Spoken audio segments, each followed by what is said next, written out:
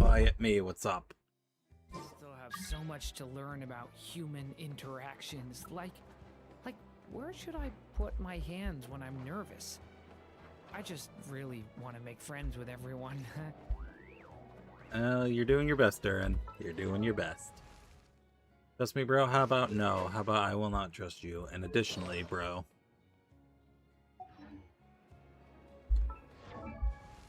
Alright, what do I spend my resin on today? Should I spend it on getting this to 90?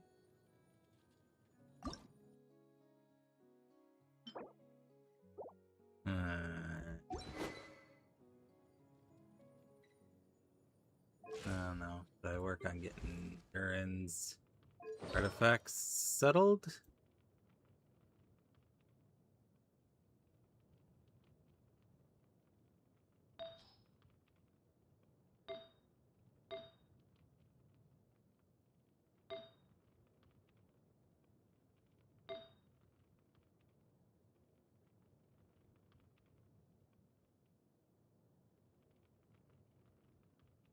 Yes, I am so mean. I'm glad you've come to this realization.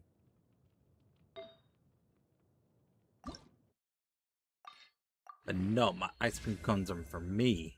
I bought them for me.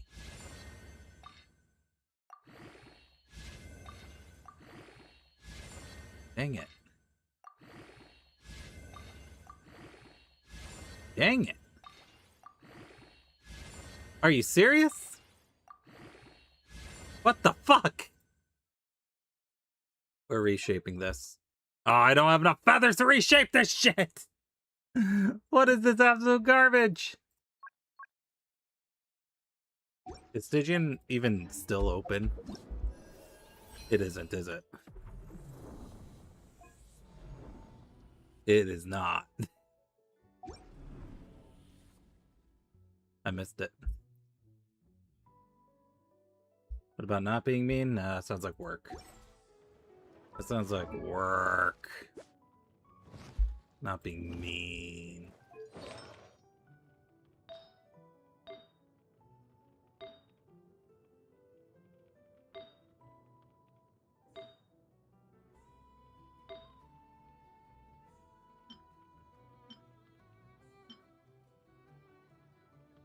think I need crit rate more than anything right now.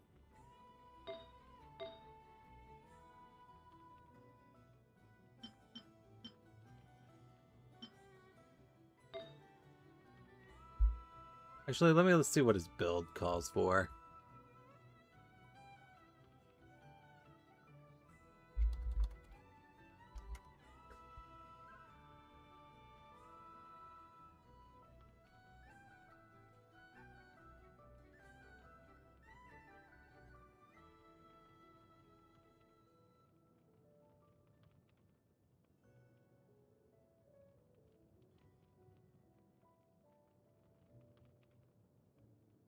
Yeah, I definitely want crit rate more than crit damage right now. Because I think by his nature, he has crit rate pretty high by himself.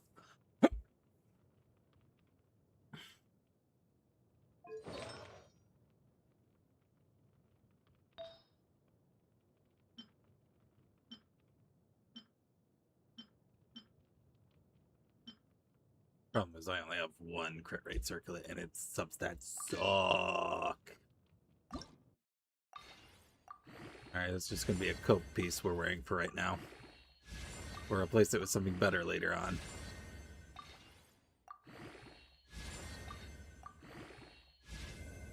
I guess I'm out of 4-star materials, that's fine. 5 stars I'm not using.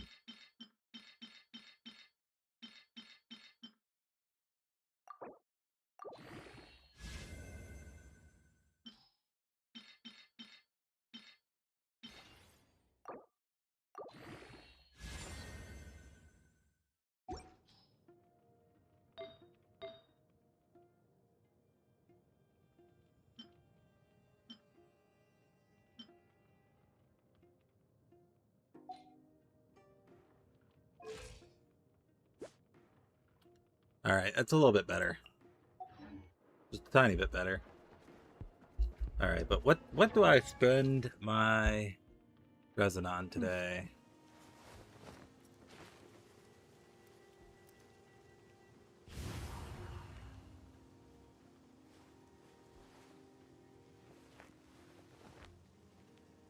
Rune? Nah. Charlotte? She is getting an outfit soon. Mizuki, she's getting buffed soon. Yehoda, do I finally work on Yehoda or Aoife?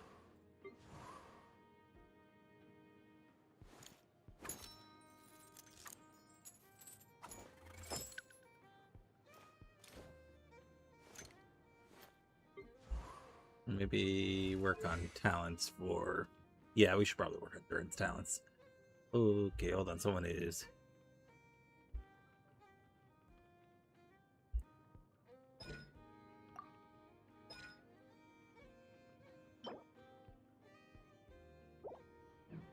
I guess not.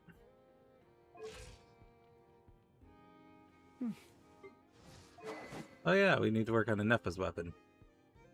I forgot. Alright.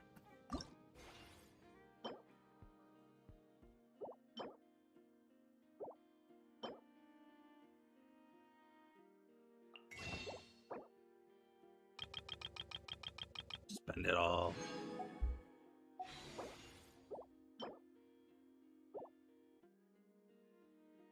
Alright, I guess not Nepha's then.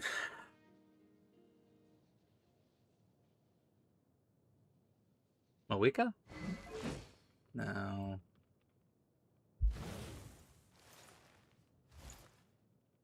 Let's go Fie. I could actually ascend her if I wanted to.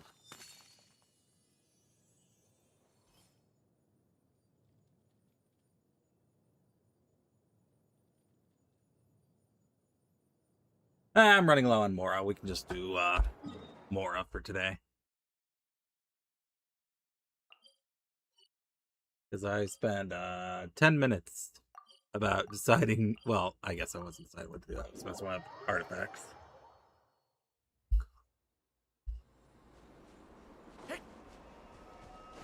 I need more Mora, too.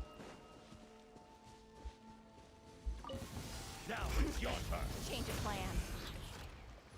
Turning point in space. Think you can get away? Yahoo! I'm going in! Get out of here! Burn!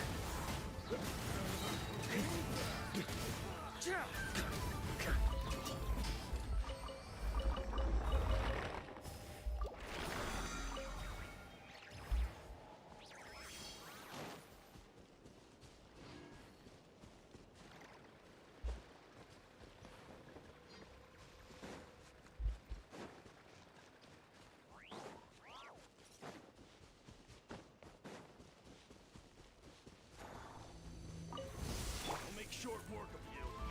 Stay back! Turning point. It's time for takeoff. Brace yourselves.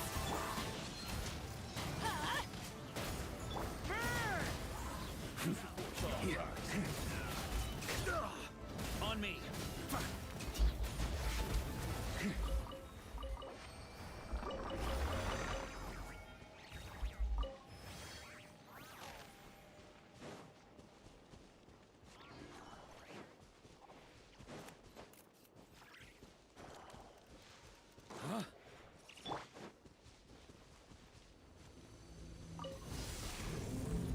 Watch out! Okay! Think you can get away? I'm going in! Ow!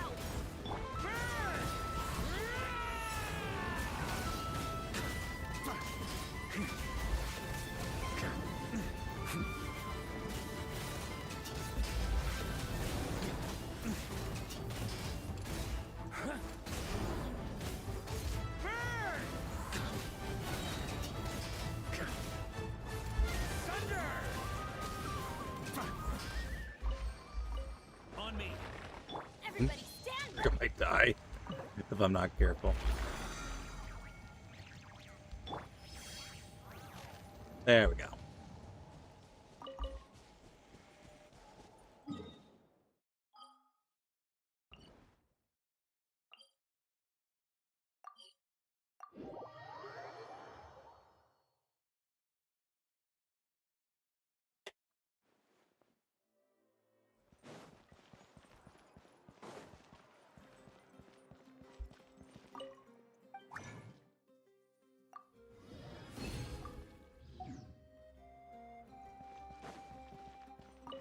Astro.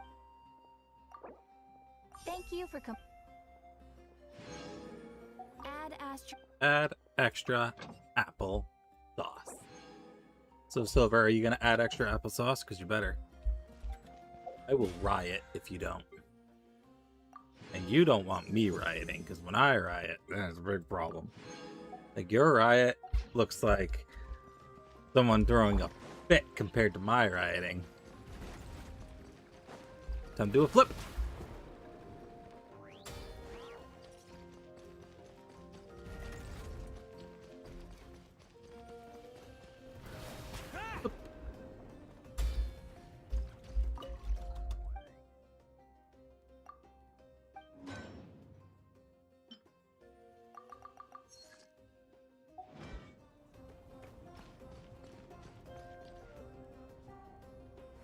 Alright, let me look something up.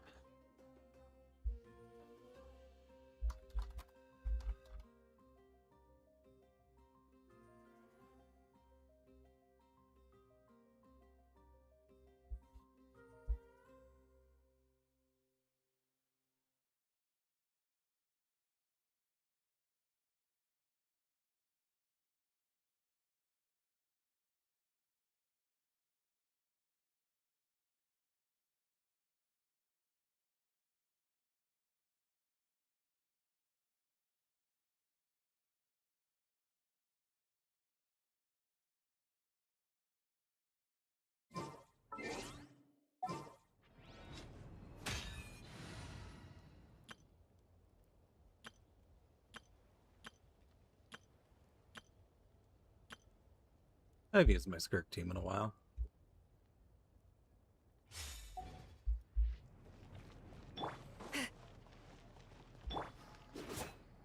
And now I actually built her weapon, so now we got her cannon weapon too, so it looks better. But only someone like me cares about something like that. Oh, Abyss did reset. All right, hold on, we gotta do Abyss real quick. Gotta get those Freema gems.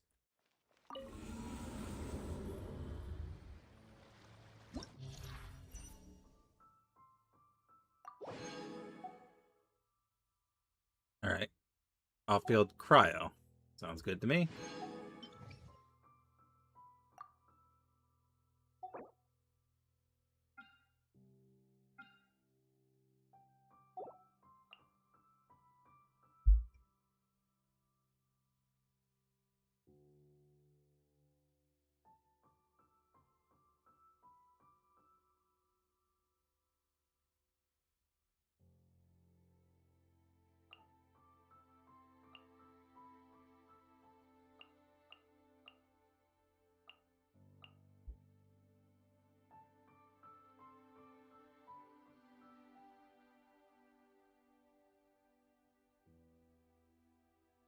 The heck is she? Oh, there she is. For some reason, my eyes just couldn't see her.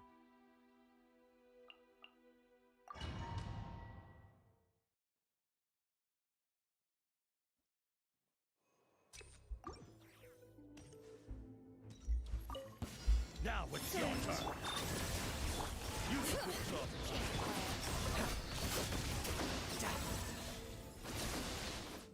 Oh.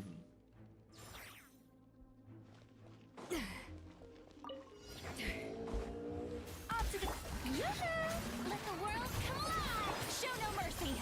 Deep lolling! Eat pop! Sword! Power! Yeah!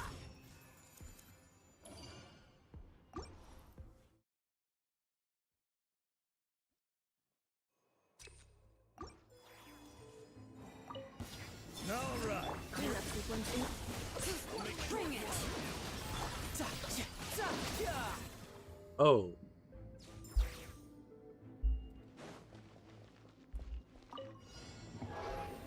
A little in the strike a pop! Extinguished! Mine to wield. Yeah. Yeah. Ha, ha. Yeah. Ha. Yeah. Ha.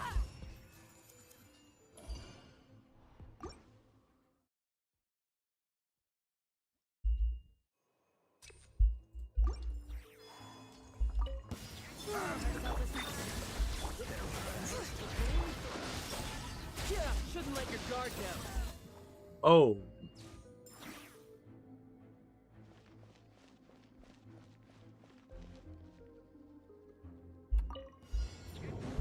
A dash of frosting. At first, time to shine. Get to work. You two. Time to. Yeah. Mine to wield.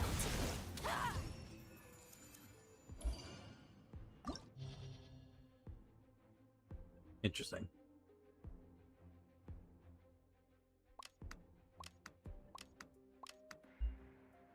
Or anything though. Let me check something with Skirk.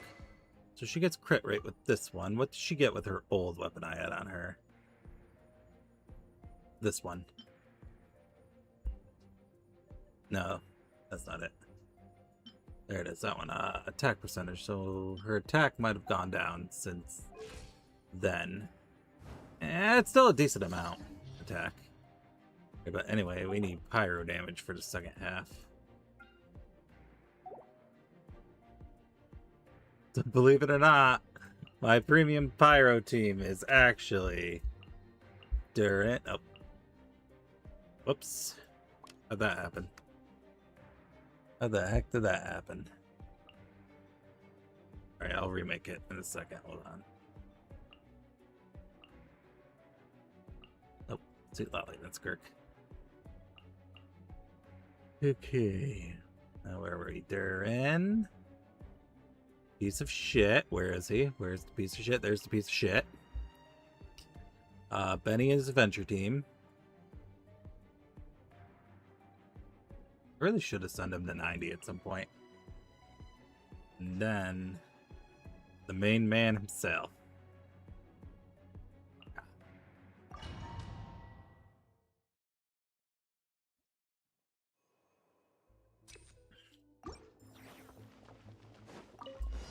A little illusion.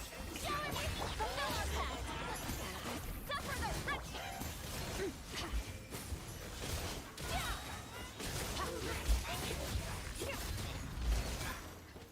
Easy.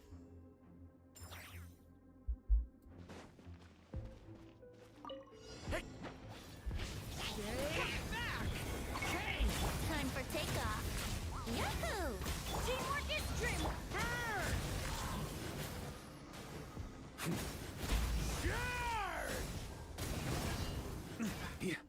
Up the ante. There we go.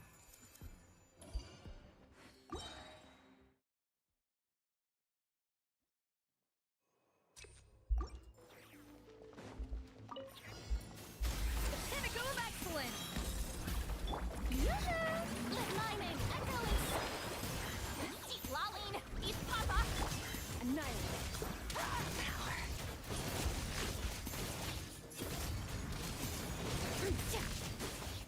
There we go.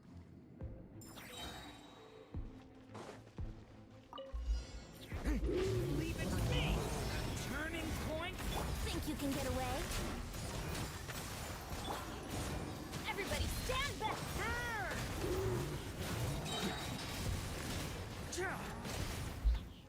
Up the ante. Maria sweeping in.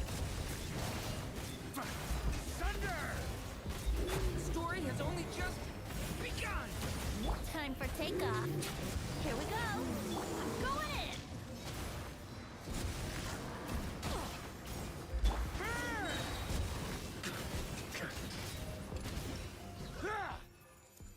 Man, Varka's so cool. I'm glad I got him. Just wish I got his weapon too, but oh well. It is what it is.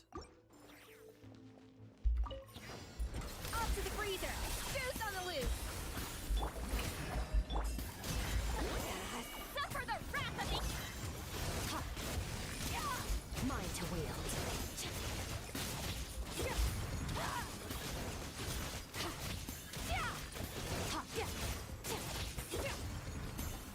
At first, the flavor. A dash of... Shower me with praise. Let the world come alive.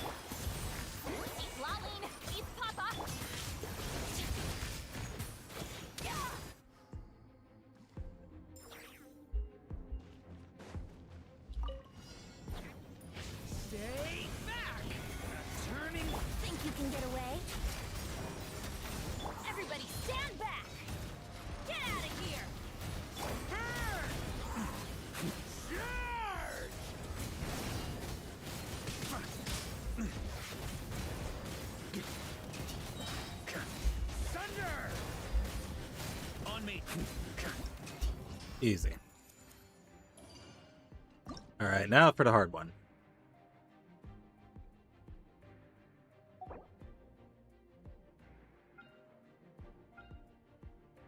Alright, so these teams should still be okay. Let's see if I can, 6-star it. Or 3-star it. Yeah, yeah. Probably not. Freezer, the pinnacle of excellence. Strike a pose. Let my name echo. Suffer the wrath of sword power. Yeah.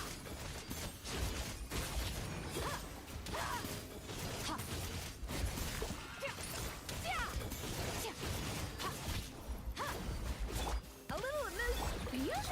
Get to work. You two. Time.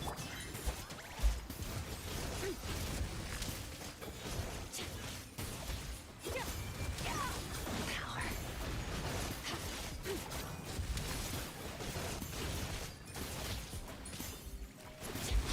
Off to the freezer. At first, the flick. Strike a pose. Time to shine. Deep lolling.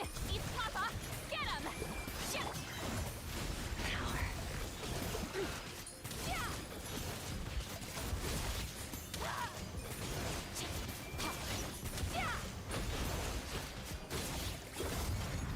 It's always this stupid tainted water things that give you the most trouble. The pinnacle of excellence.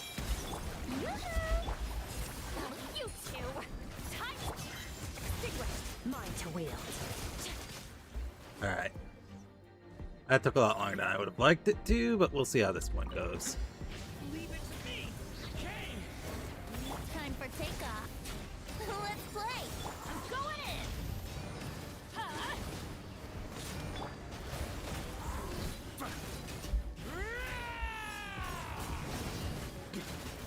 Thunder. Thunder. Leave it to me. The story has only just.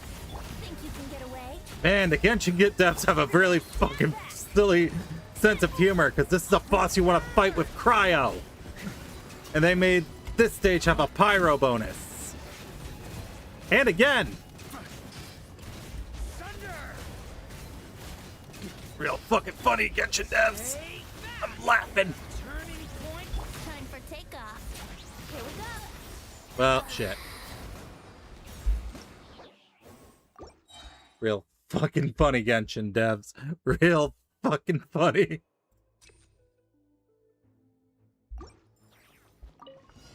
Yeah, yeah. A little amuse bouche. At first, the flavor. Strike a pose. Let my name echo it. Suffer the wrath of the power.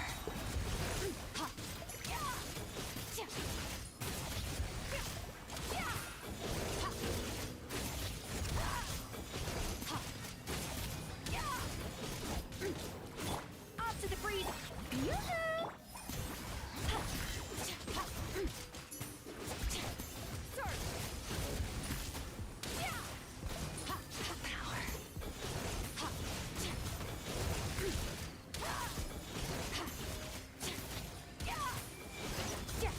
The pinnacle of excellence. A little amuse. Time to shine. Show no mercy. Keep lolling. Eat pop. Annihilate. Power.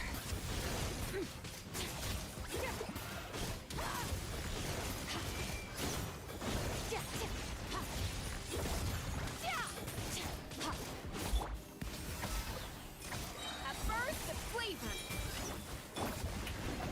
Fulfill our pact. Hey, Swell, happy birthday! How are you doing on this day of your birthday?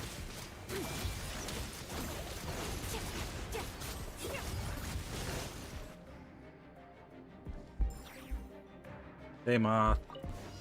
Turning point in space. Think you can get away? I'm sitting here laughing at the Genshin devs' hilarious sense of humor, because this stage of Abyss gives us a pyro damage bonus, and it pits us against enemies that you use cryo on. Aren't Genshin devs hilarious? Aren't they fucking funny? New life. Time for takeoff. Yahoo! Everybody stand back. Let's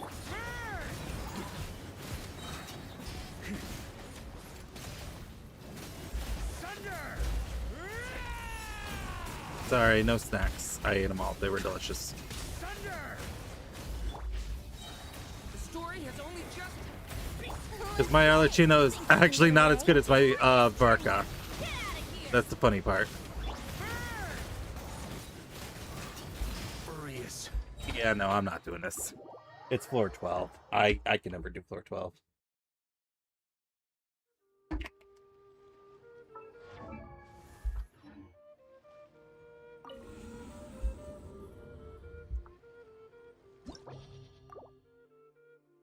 I'll just settle for floor 11.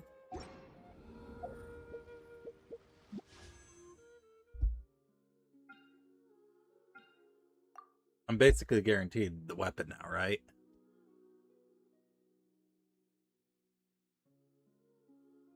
Okay, I have 18 into pity. So we're guaranteed right here. 19. Yeah.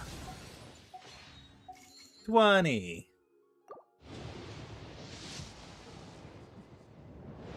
You're risking your life there for that. Hey, so that's weird. That's a weird thing to get into the weapon batter. 21. Watch me get low in spear and I'll cry. 22. 23. 24. 25. I got some pity for Sandrone saved up. What do I got? I got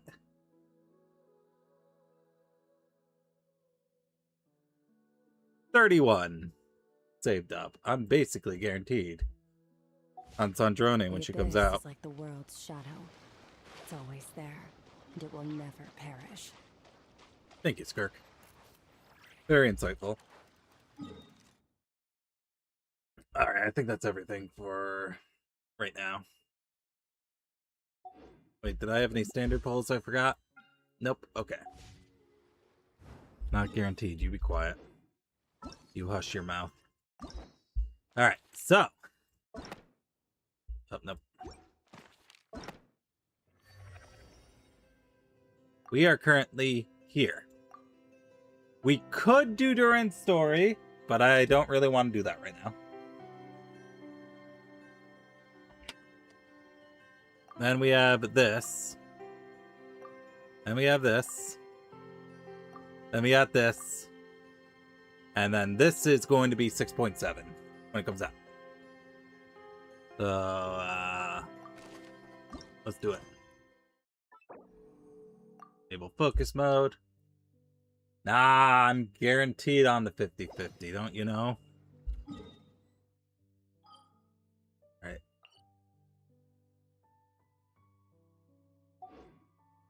Oh, I have to wait till the following day. Hold on. Yes. So, we have all collectively decided that Dottore, yeah, that fucker's gotta die. He needs to die, and he needed to die yesterday. So we're off to kill him. We're off to murderify him. Make orphan of his children. We headed over to the Curatorium of Secrets. We have something super important to discuss. You remember, right? Oh, whoops. He's gonna have to die. No remorse. Absolutely no remorse.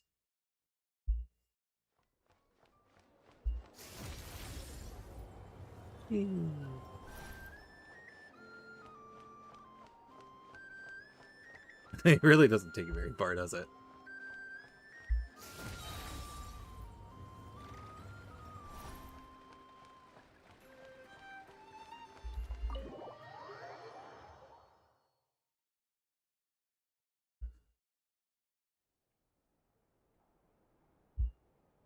Lizard.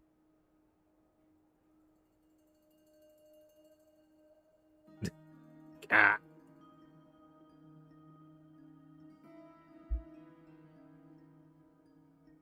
Looks like the gang's all here. Yep, all ready. How about you two? Green and good to go? Paimon's ready. That fucker's gonna die. Okay, can we go over the agenda again? Haha, feeling nervous? Don't blame you. We're all a little out of our depth with this one. Okay, so some time ago, Columbina was ambushed by the Doctor. It all happened pretty fast, and the last thing you saw was her vanishing into the moon's reflection. Yes, though at the time, all that the rest of us saw was the Doctor using some kind of power. The next moment, Columbina had disappeared, and you were following He is the same. world. We have to get Columbina back. And whatever the Doctor's plan is in seizing the Three Moons Authority, we have to stop him before he succeeds. The Frost Moon Scions consider it our duty to rescue the Moon Goddess. I wasn't expecting so many others to come to our aid. So I want you to know that you have our utmost gratitude. Great. Well, first things first. Yep. Wait. Someone's here. We heard your footsteps. Although... You've been here for a while now. I take it you followed the Traveler, but I don't sense Who any could ill it intent in be? you. Come on.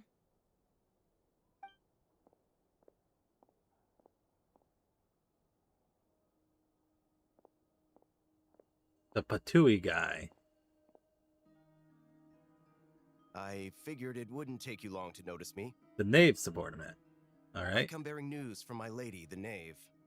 Dottore went through the motions of returning to Snezhnaya, but it was obviously a facade. However, he has not returned to the Kuvaki Experimental Design Bureau, nor has he made an appearance in Nasha Town. Well, in that case, he'll be in his lab way up To be north. fair, though, that was like I generations wondered ago. Why he applied for his own private pad. He was planning this all along. Tell them that Sandrone and I will go on ahead. If they still intend to pursue this matter, they should meet us at the research center in the northern tip of Nodcry. Nice of Columbina's two best friends to think of us. We appreciate the heads up. Our sincere thanks to the Fatui for your aid. What about Calais? Lady Damselette may have left our organization, but at least some of her colleagues remain genuinely concerned for her well-being.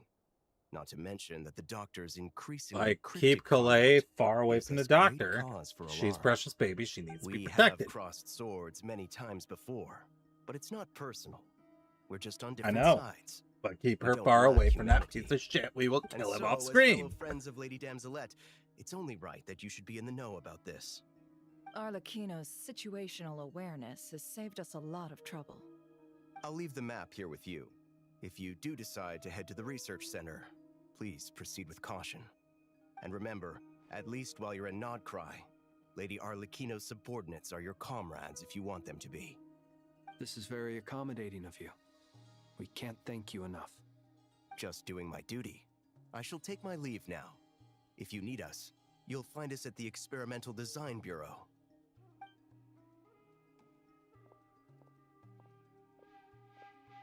So, the Doctors left the Experimental Design Bureau and headed to some research center up north. Marionette seems to think he's been planning this for a long time. But when did it start? Before he even arrived in Nodcry? It seems his loyalty to the Tsaritsa is lip service at most. Behind the scenes, he may even be working against her. Whatever his motives, we know that he's decisive and incredibly ruthless. Facing him unprepared would be a recipe for disaster. Did anyone see the At this stage, it's leaks difficult of to what the predict his Tsaritsa next looks like? steps. She kind of resembles suggest we Anna split into from two HI groups. Third a little bit, We need some people to stay behind and guard Nasha Town. who is the Hersher of Ice. Well, as much as I'd love to help, infiltrating research labs isn't really my area of expertise. But at least take Cool Your Jet's Ducky with you. It Yeah! should be some help during the battle.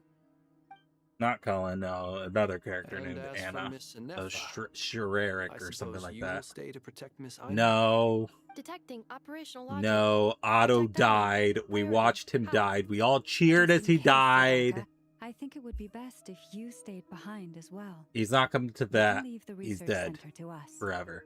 I mean, I would have said the Knight of Berea should probably be out on the front line, but okay, fine. Oh, whoops, I missed. What happened there? Oh, okay.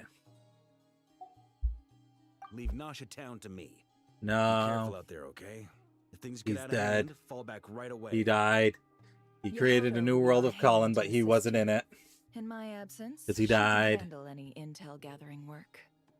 You got it, boss. You guys make sure to get back here in one piece, all right? We will. Things are moving fast. We'd better head off soon if we hope to keep pace. It's gonna be a very dangerous mission. Paimon, you should stay here, stay behind to help everyone here. So, it's infiltrate a secret research facility, or... Yeah, alright. Paimon will help out here instead. Sounds like it's gonna be That's what I need to pretty intense practice. fight. I need to practice We my all Metal have to Gear bring our A for when we go to game here. Snezhnaya and I get a So, gun. anything you need to wrap up before we leave? While the Archon is in a special phase, certain system functions will be unavailable. To ensure you the best experience, recommend you experience the next part of the story when you have ample time to complete it. Damn, they really hit me with their multiple cutscenes will play in succession. Please set aside time in order to view it in its entirety. Nope, I'm good to go. Then you'd better get going. Very well. What? That wouldn't really work because Colin was in love with Yai. On the ground. Someone got Like, here you're trying to draw before us. parallels where they don't Could exist, it buddy. be Arlecchino and Sandrone? Probably, they're on fire. In we go. Oh. Who cares what the dead man would think? He's dead. He's dead forever.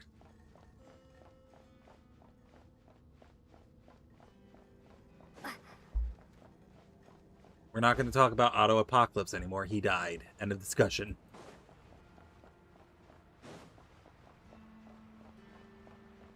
They're dead. All of them dead.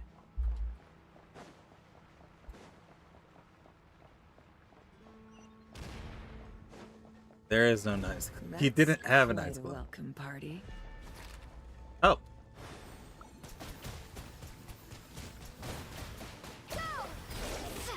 Oh, that's cool. That we get cool your jet stucky like that. Observe. Oh. Oh. Strange.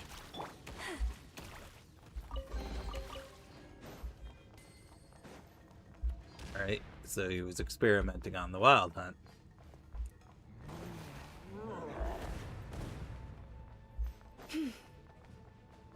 Get back! I said get back! Do you hear me?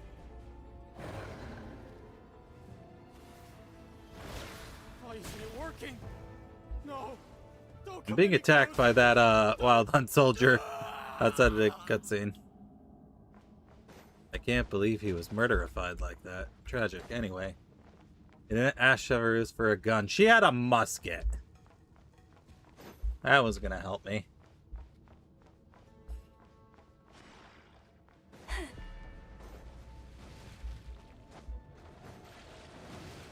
Forest, protect us with one heart. Water jet! Wipe out!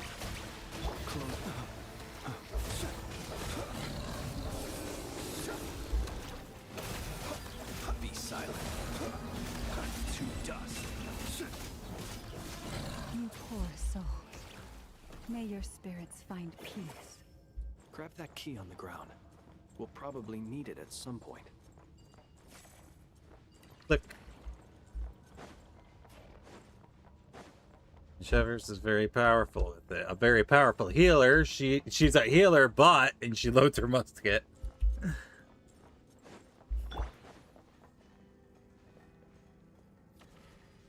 Watch out. Ah. There's no way through. Dumb. Let's go around.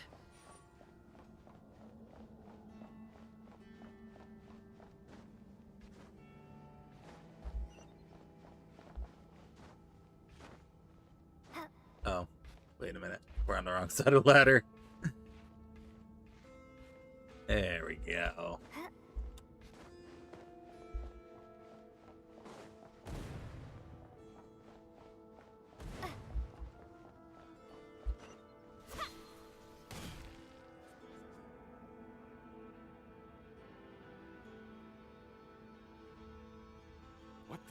trespassers. Here?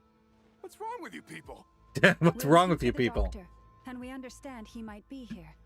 I see you're fleeing the facility. You looking to settle a score with the doctor? Good luck with that. I don't think you have many chances left. Perhaps. But you might have a chance to live if you start talking. 2 other Harbingers had the same idea as you. They're already inside. But what good is it gonna do? The doctor wouldn't do something like this unprepared. Seems to me that you're not too thrilled about being his subordinate.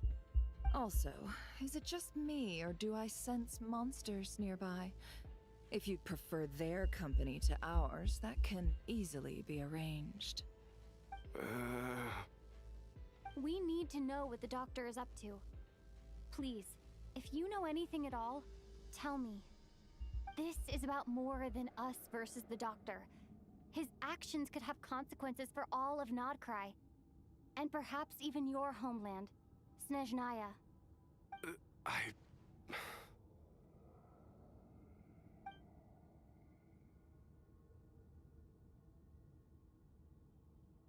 Then which is better, Yelan or Chivalrous? He's building something. Probably and Yelan. This just doesn't even begin to describe it. Because Yelan is Feels a little like this bit more could be the big flexible, one. because Chevy you want God only knows in how long he's been planning it. what's the A while back, pyro he told us he'd be returning electro to Snezhnaya. overload? We Overload, weren't yeah. expecting him back so soon. This time he brought some gemstones with him, or something. 2 of them. The moon marrow. The moon marrow spheres. He stole them from their rightful owner, Columbina. Oh, Lady Damselette? Last I heard, she left the Fatui. Before she went, she told us she'd finished what Her Majesty asked of her, and wished to focus on some personal matters. I remember thinking that leaving us might not be the best choice. I mean, I always looked up to the captain the most, and... He died. Tragic. Back when this all started... the Well, higher-ups right now we're dispatched busy units with to something Nodcry else right to now. execute their plan. They were led by the Doctor, Marionette, and the Damselette, respectively. I was a part of the Damselette's unit to begin with. She never really interacted with us much. In fact, she seemed sort of detached from everything. Not because she was distracted, just Okay, like is this she was indifferent really to the world around her. time for plot Like she had exposition? no stake in anything that happened. She Like, always it's seemed like she was really staring now off the into time we distance, want to have a bunch of plot almost as if she exposition. didn't see anything worth living for in the present, so she had to look further afield. That's right. She always used to stare up at the sky. The Doctor used to stand nearby and watch her. Apparently they got along well at first, but somewhere along the way, she grew wary of him. Started avoiding him as much as possible. After she left, I mean, would you blame it? everyone in the unit Do you merged blame with the her? Look Doctor's. at him. He's similarly indifferent to the world, except when it comes to the moons. He seems to have big plans for them. Moon. Right now, obtaining the 3 moons is his #1 priority. He even said if he can only get his hands on 2 of them, he'll create a 3rd one himself. How would he create an artificial moon marrow? Maybe the knowledge he gained from the Hyperborean phantoms has something to do with it. Thank you for cooperating. We appreciate the level of detail. I get the sense that you'd serve under Columbina again if you had the chance. Would that be fair? No, she's no longer a Harbinger. As a member of the Fatui, my loyalty will always belong to the Tsaritsa. I'm only telling you all this because I don't completely trust the Doctor. His actions do not align with the goals that first brought us to Nodcry. I understand. We'll do everything within our power to stop him. Get out of here. The Knaves unit is based at the Kuvaki Experimental Design Bureau. Maybe you can seek refuge with them. Well, now we know what's going on here. Artificial moon marrow. He's likely well on the way to completing it. Dottore's technological capabilities are far more advanced than I thought. I fear this could get ugly. Everyone, prepare yourselves.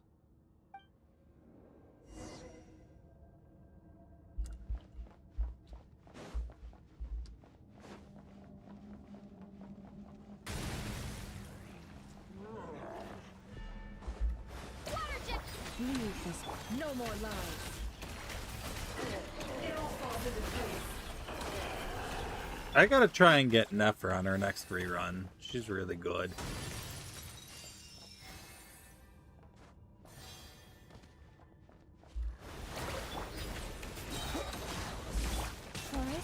It all adds up. I can't hide the truth. It all falls into place.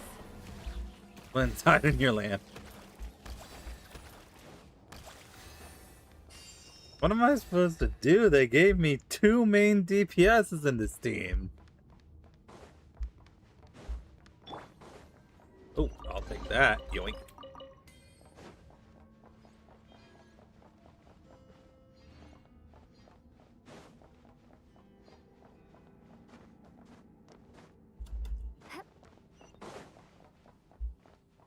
And then they made Hydro Traveler a support by giving her a Jet Cool Ducky. No, Cool Your Jet Ducky. Yeah, Cool Your Jet Ducky. Imagine if they actually updated Hydro Traveler. Always have that. That'd be awesome. Yeah, Nephrin. Wow, how could you do that to poor Flint? Welcome, one and all. I've been expecting you. I hope my humble research facility is to your liking. Yeah, we really appreciated fighting our way in through a horde of monsters. The gall. You expect us to believe you've just been patiently waiting for us? Of course I have. Should I be worried about something? Everything seems to be going quite smoothly so far, and you've shown up right on schedule. First Sandrone and Arlecchino, now you. Ah, quite a surfeit of guests I've had today. Where are they? They are not here. That's not good. If you were looking for them, I should probably mention that Arlecchino disappeared as soon as she entered the facility. As for Sandrone, why, she stood right here only moments ago demanding answers from me at the top of her voice. Hardly out of character. She never was one for basic courtesy. But I have to admit, I was a little surprised. How far am I in story? We're still at the beginning of 6.3. Also, good morning, Sean. Does everyone you associate with undergo such a change in temperament? Speaking as a researcher, I have to say, it is not a change for the better. It threatens one's ability to remain objective. Where's Sandrone? Well, since you ask... So you've got your hands on the moon marrow, and now you're claiming godhood. Don't you think that's a bit of a stretch, Dottore? What the heck does that mean? I must protest what you are insinuating with that phrase, claiming godhood. I am not claiming anything. I am stating a fact. You're a researcher. I'm sure you appreciate the distinction between the two. Huh? Wait, you really think you're all that? He does. He thinks he's all that. Excuse me and if more. I'm not being a polite little lady for you. We're colleagues. We both know what kind of person you are. By the same token, I knew you'd respond along those lines. You and I both understand I need my that snacks. Facts speak louder than words.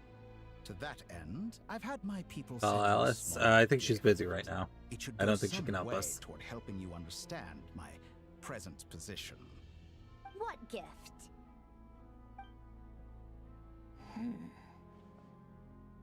Where have all your troops gone? Who knows?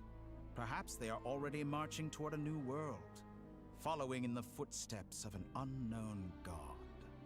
As vulgar and arrogant as you may be, Sorry to dear hear that. Sandrone, I have no intention of taking out my displeasure on your subordinates. They will enjoy equal rights to my own. You sent your people to the Experimental Design Bureau? That's a Saritsa's property. Yes, and I am very mindful of Her Majesty's instructions.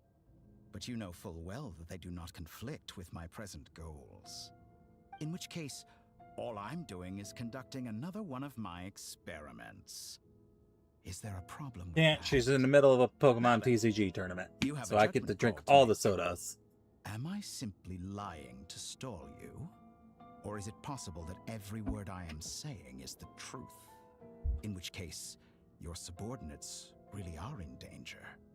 So now you've turned on fellow Fatui soldiers. You're completely insane.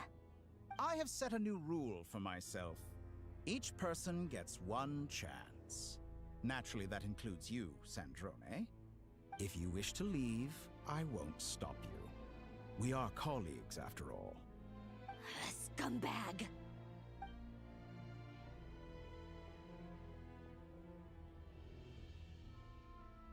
Still, I hadn't counted on Sandrone sparing any thought for the people of this world. Shame. I always found her self-centeredness to be one of her few better qualities. How can she ever hope to achieve greatness when she's so obsessed with protecting her little design bureau? It's more than a little disingenuous to speak of achieving greatness while taking hostages. Or does honor no longer mean anything to you? Honor? I have the marrow of 2 moons in my possession and will soon complete the construction of a 3rd. I will be the god of a new world. And you speak to me of honor? How charmingly naive. Those are sacred relics. You do not deserve them. In my view, many in this world do not deserve to be alive. And yet, I mercifully permit them to go on living, do I not? You'll come to regret your actions. Will I now? Let's see if you can make me. Alright, fight time. Go, Ducky! Observe. Oh, whoops. I fucked up. I don't know how to play Blends! Close your eyes.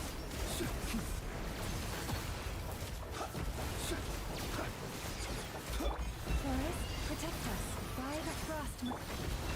Your actions betray your fear of me. It all adds up. The mystery unravels. Time to conclude. You pause. Observe. Close your eyes. Observe. Arlecchino. Yay, Arlecchino's here too. Arlecchino. They see you as an ally. 3 main DPSs now. Here to destroy my research. I'd say which is more valuable.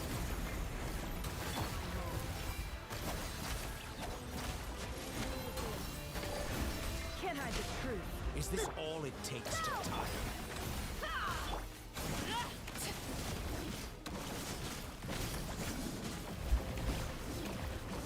Get lost.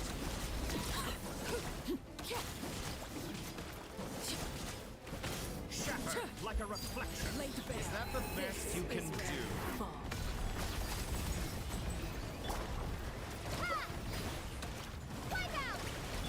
Forest, protect.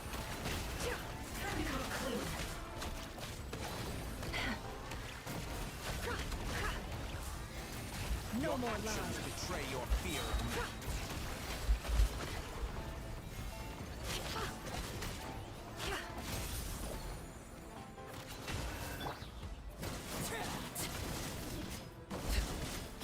Should focus on her charge attack. Gotcha. Is that the best you can do? Be silent. Oh, whoops. With one heart, we pray. Target acquired. The mystery unravels. Exact. Can't hide the truth. Interesting.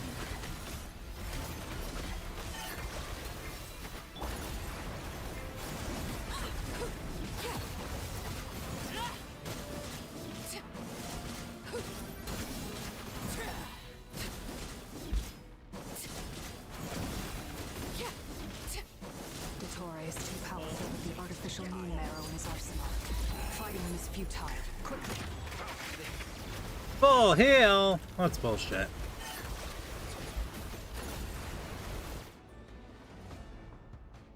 Let's go. I think I've so. always thought it is wiser to flee than surrender.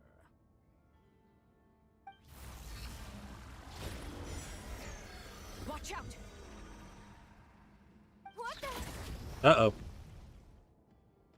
I got put in the timeout box. What about me? You should. Where's the traveler?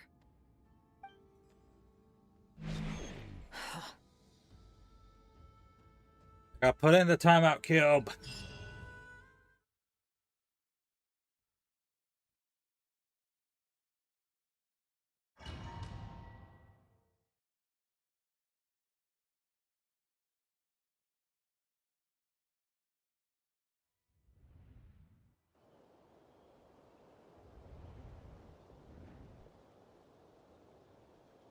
What the?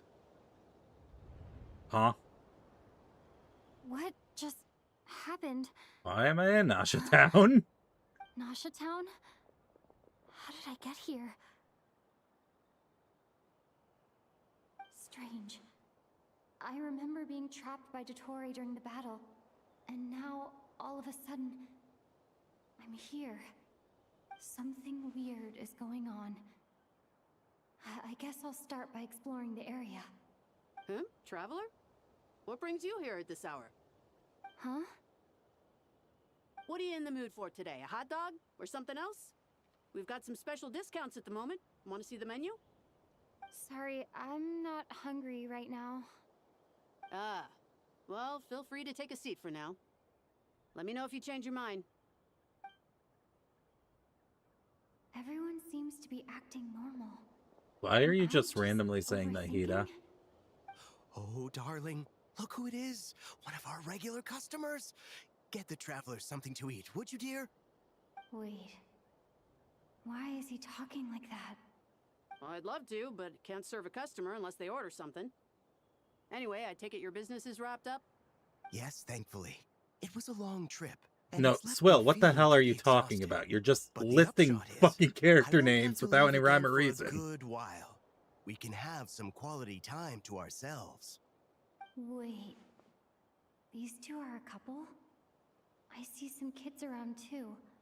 I didn't know they had a family. Hey there! I haven't seen you in ages! What's keeping you so busy? I've been looking forward to playing with you again. We met. You forgot already? You're silly. Daddy brought you over to our house recently. We had some snacks together. What is she talking Well, about? could you keep it out of my A lot of chat? customers Because over it's the just last few days, weirding me so out. we've been real busy. And like my mom always says, some people are more than just customers. They're friends. Oh, another customer's arrived. I better go see what they want. This is all wrong. I never once heard the owner of this restaurant talk about their family. Weird things happening. It certainly isn't a family-run business. And that child, I don't recognize her at all. Could this be a false memory? Very good. I knew you had it in you. Dottore. Aren't you going to try the house special? When did he show up? Uh-oh. None of this is real. An illusion. You don't seem to like it here. That's fine. We can change venues.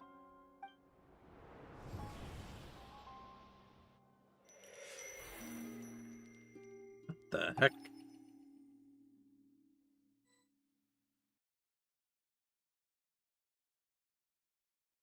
So did you do anything special for your birthday, Swell? Anything special? I'm still alive. Where is this place? It took all my strength to open the moon gate, and then I leapt into it. So this is the moon's reflection. Not really? Ah. The mysterious I'm kind of the realm same beyond way. the gate. The special thing I did on my birthday was when I was streaming. You saw me what I did for my birthday. I can't sense anything. I guess I could try opening the gate once more.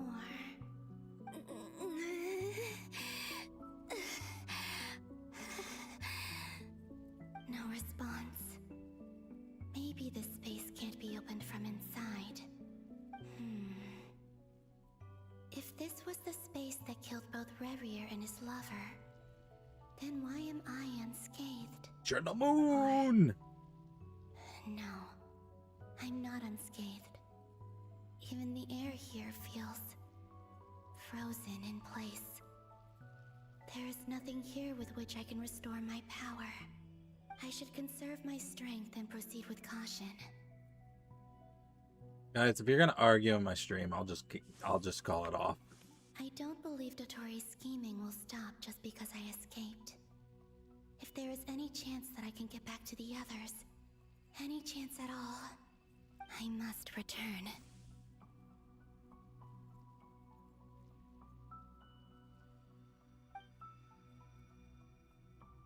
Emptiness, silence.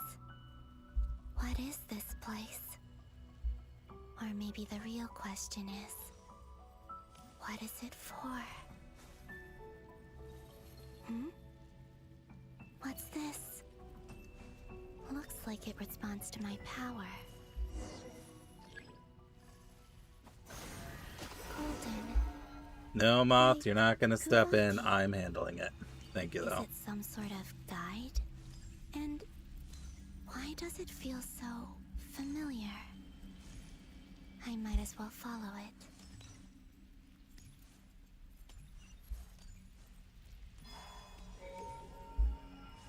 Where does this lead? Could it be the exit?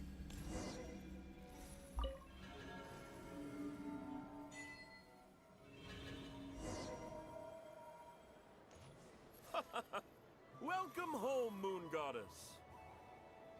Is this Nasha Town? But isn't Moonprayer Night over already?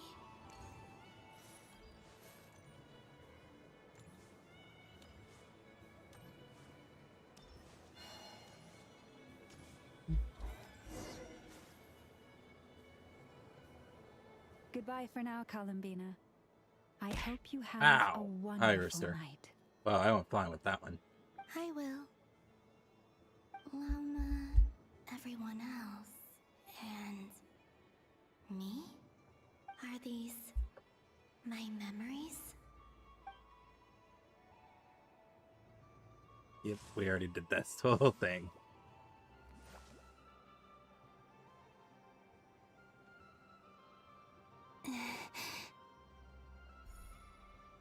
I can't touch them. Oof, that's It's rough. as if we're separated by some impenetrable power.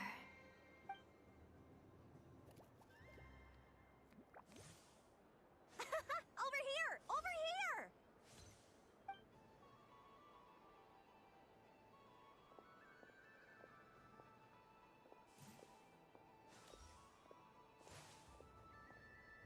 But the people in these memories pass right through me. Just like when I disappeared. If only I had known what would come to pass after that. Even so, I should still take a look around. Just being back here. It gives me the strength to keep going. E.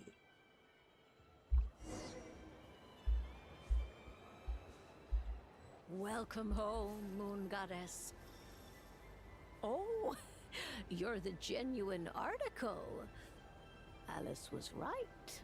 This Moon Prayer Night was worth watching after all. Oh? Yes.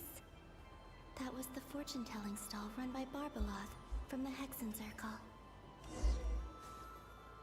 Do I really gotta sit through this whole thing again? Please, draw the first lunar arcana. This represents destiny and is the foundation for the divination as a whole. It represents destiny, which died. Ripperonis. My destiny. I believe the card I drew was the moon. Now that I think about it, Barbeloth's divination was absolutely right. It's almost time to draw the last card. The one that represents the future.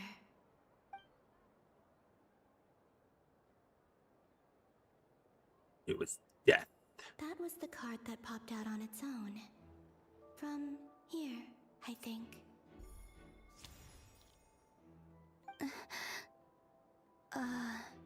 Kuvaki Pulse? Unity, duty, and destiny. Fascinating. I've never encountered this Oh, before she in went my back role in as a time and diviner. did it. What's going on? Did that card leave the deck? Because of my influence? All I did was try to touch it, and then... Maybe this memory space is not untouchable after all. Are there weak points in the barrier? Or... is it possible that there's more to this space than my memories alone? This card is death. I need to get to the bottom of this. I'll try touching something else. It represents Unity, the engine, Call of Duty, the game, and Destiny, also the other game. The wind? No, it's gravity. It's pulling me outwards. Not the gravity. Traveler!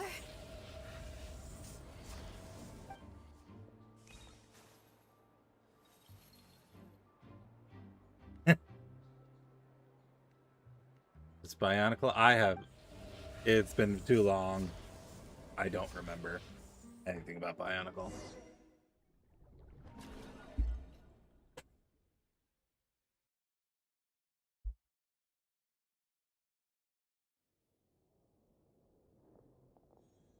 We got kidnapped. It's very tragic. No one could have done anything.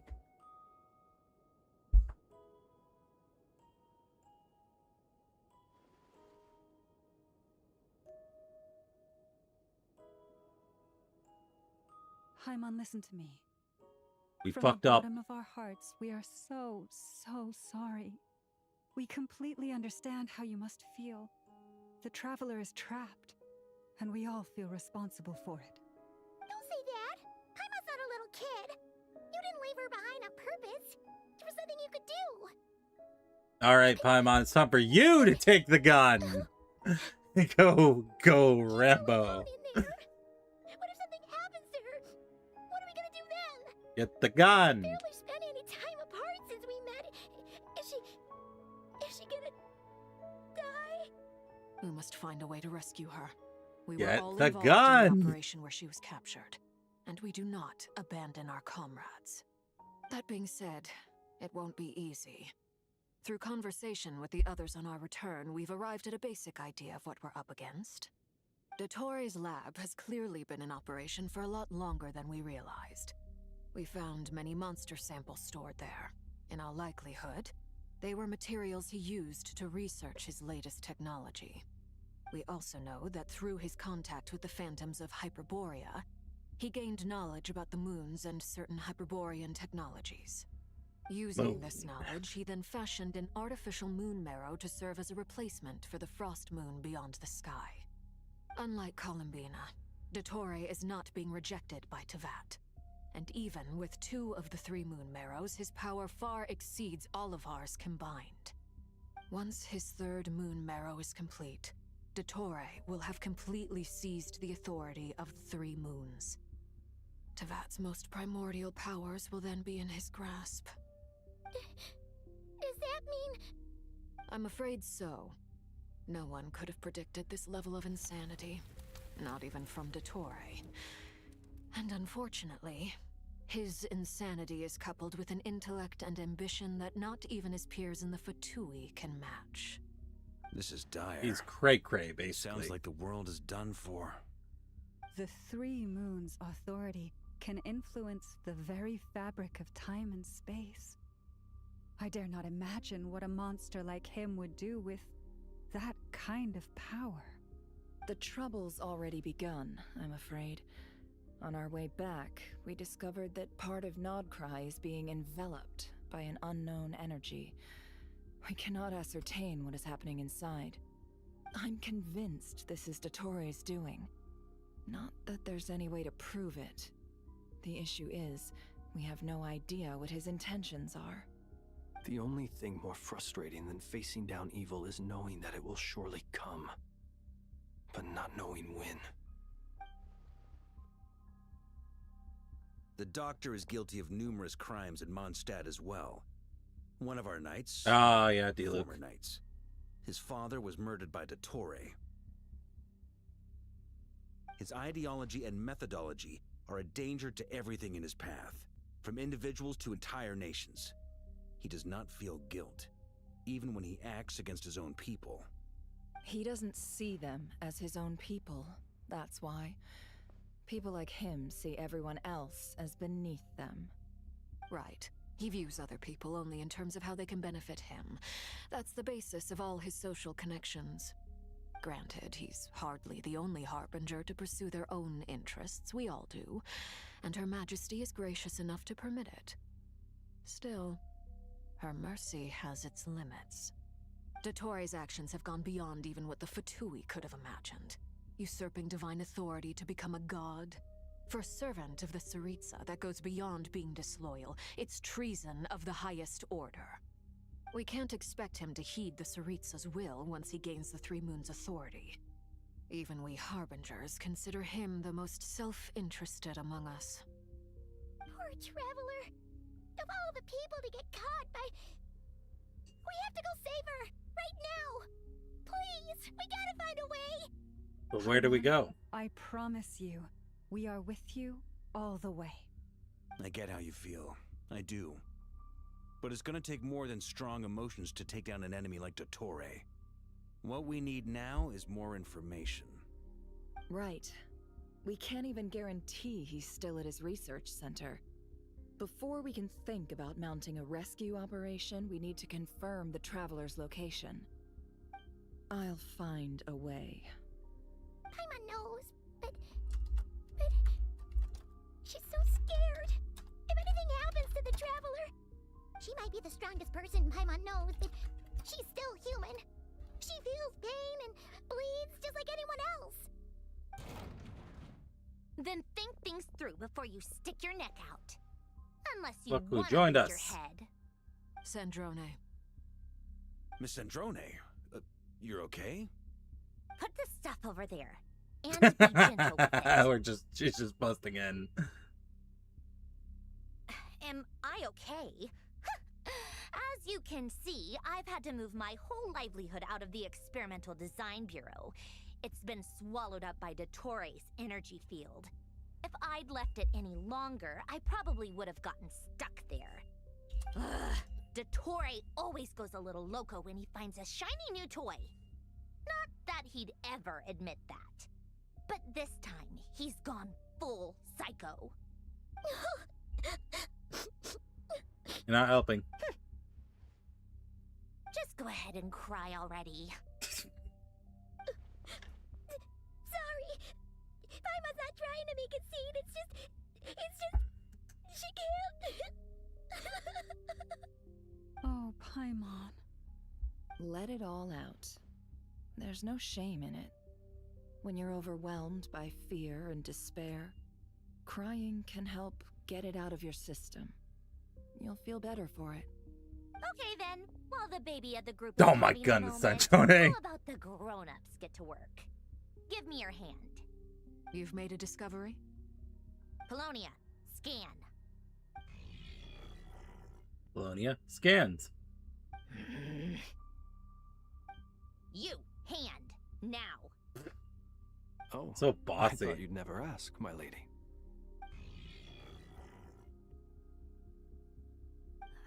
Curses! You're next, then you. I can't believe we were cheated out of having Polonia. Dottore, you son of a... He's done something to us. Everyone who entered his research center has been implanted with some sort of curse. I don't feel anything unusual at the moment. Does that mean it hasn't activated yet? Is there a way to figure out its purpose and what might trigger it? My best guess is Dottore created it using the Moon Goddess's powers. 1 second, analyzing. Ugh! That friggin' maniac! So, what twisted game is he playing this time? The moment I analyzed the energy composition, some encrypted text appeared in my mind's eye. And when I deciphered it according to the Fatui standard encryption protocol, I got the following message. Feel free to run, or you will perish in Nod Cry. He's mocking us. Yup, he loves to toy with people. Only in this case, there might be more to it. But I didn't detect any murderous intent or malice either in the message or the curse's energy. As if this is him at his least malicious. Or perhaps all people are cowards in his eyes. Maybe he thinks the threat alone will be effective. What a despicable person. And he has the Traveler in his grasp. If I may, as unhinged as Dottore may be, he has always exercised great patience with the objects of his interest. I remember a comment he made when we first arrived in Nodcry. He said, "This world is, on the whole, an exceedingly dull place. But at least there are a few intriguing features, such as the gods, or the Traveler. Presumably, they interest him because they're unknown quantities. He wants to understand as much as he can about them." Agreed. The Traveler is Tevat's fourth descender. All Harbingers are aware of this. Dang, they all knew. Since Dottore took such pains to capture the Traveler, he is unlikely to kill her right away. Okay, but we still have to do that rescue operation. Of course. I also think we need to read between the lines with Dottore's message. If he's encouraging us to run, that means we mustn't leave Nodcry under any circumstances. My guess is, his curse will only trigger if we leave.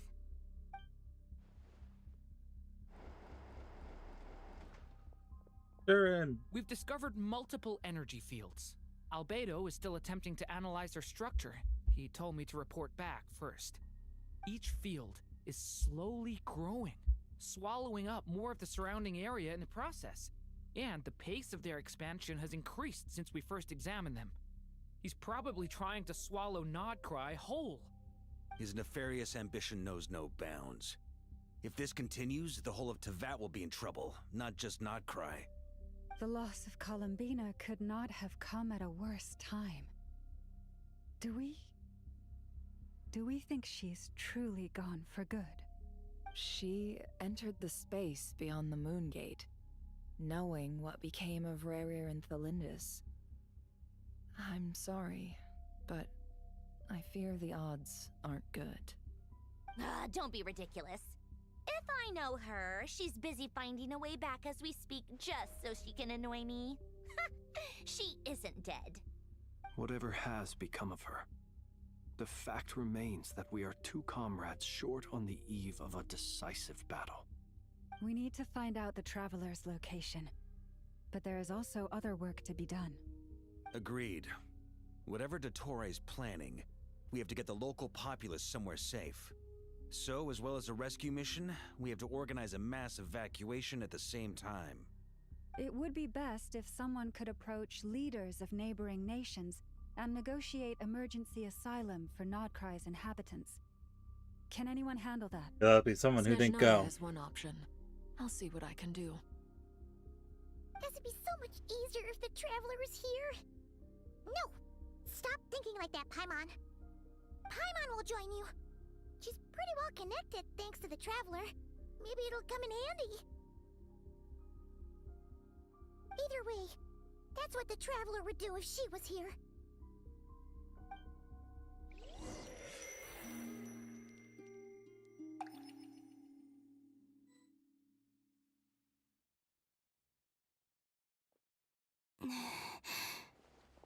Back here again. That gravitational force that pulled me back. Is this where it came from? When I saw that memory of Moonprayer Night, I think I influenced reality. Was it just a coincidence? Or if only I could have sent the others some kind of warning on Moonprayer Night. Maybe we could have stopped Dottore. I feel so heavy. Does entering that space consume a lot of energy? Well, even so, I have to keep moving forward. Back to emptiness and silence again. I should try and find my way back inside that memory.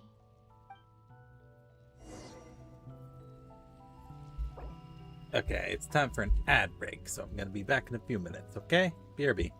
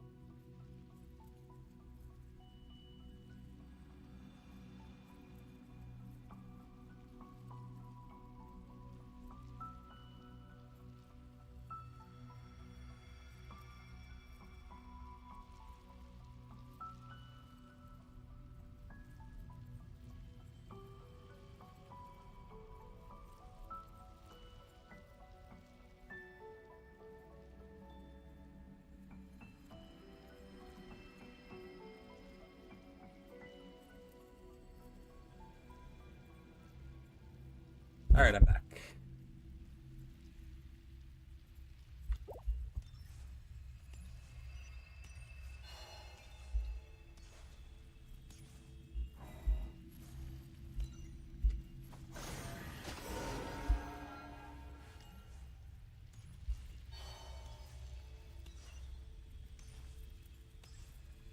The entrance from last time isn't showing up.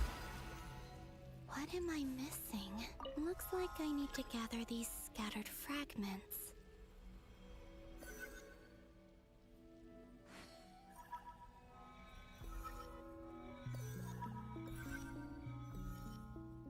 You get a twofer? Nope.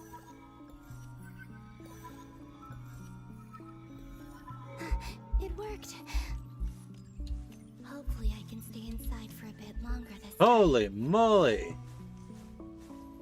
That is a giant bot message.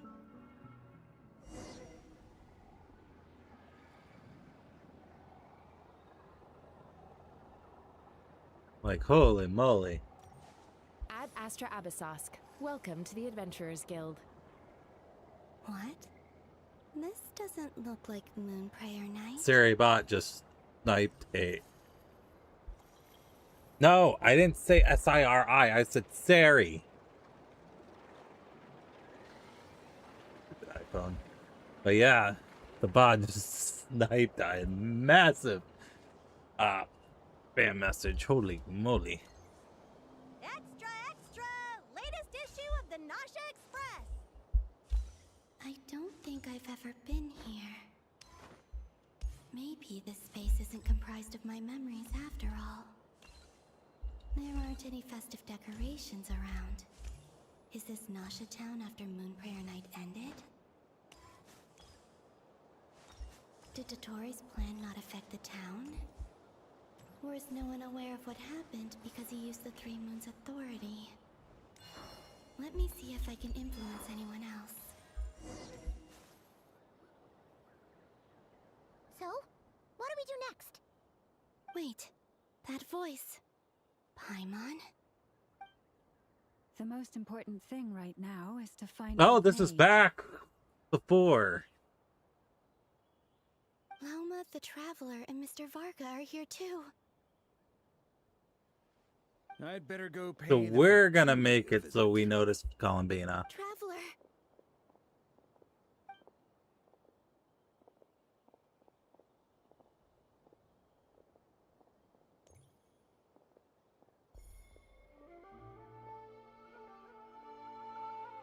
Huh?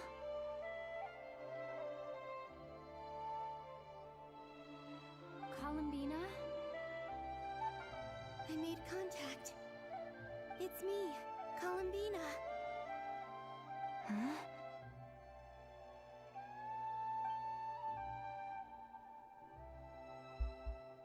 Traveler? Let's go! This is no time to be spacing out! Huh? Huh? Wait a moment. This has happened before. Huh? This is what happened when I disappeared. I stood right over there, thinking that no one would ever find me again. It was only when she called my name that I decided to follow them. But did she turn around because she sensed my touch just now? Is it really possible that from in here, I can change the past?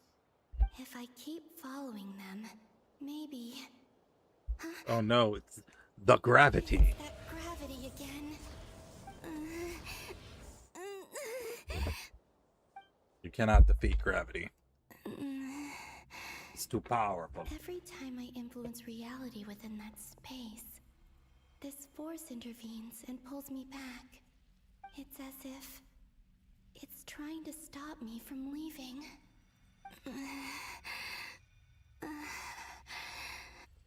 I'm getting weaker and weaker.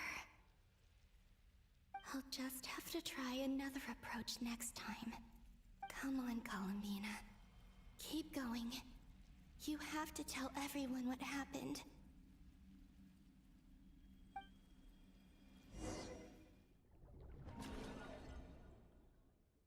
Then I guess we're going back to Traveler.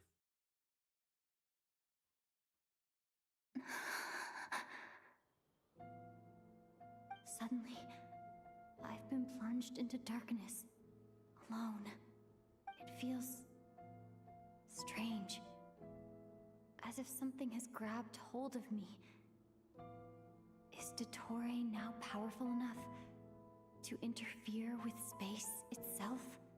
Look at you, standing so still in total silence. I almost didn't recognize you. Hello there, traveler. He seems to be in a good mood. Wait, what's that behind him? Moon marrows. So you noticed. This is the completed Trilune. 2 primordial moon marrows and 1 artificial specimen. You are wary of it. Good. Maintain that reverence. You performed well in that recent battle.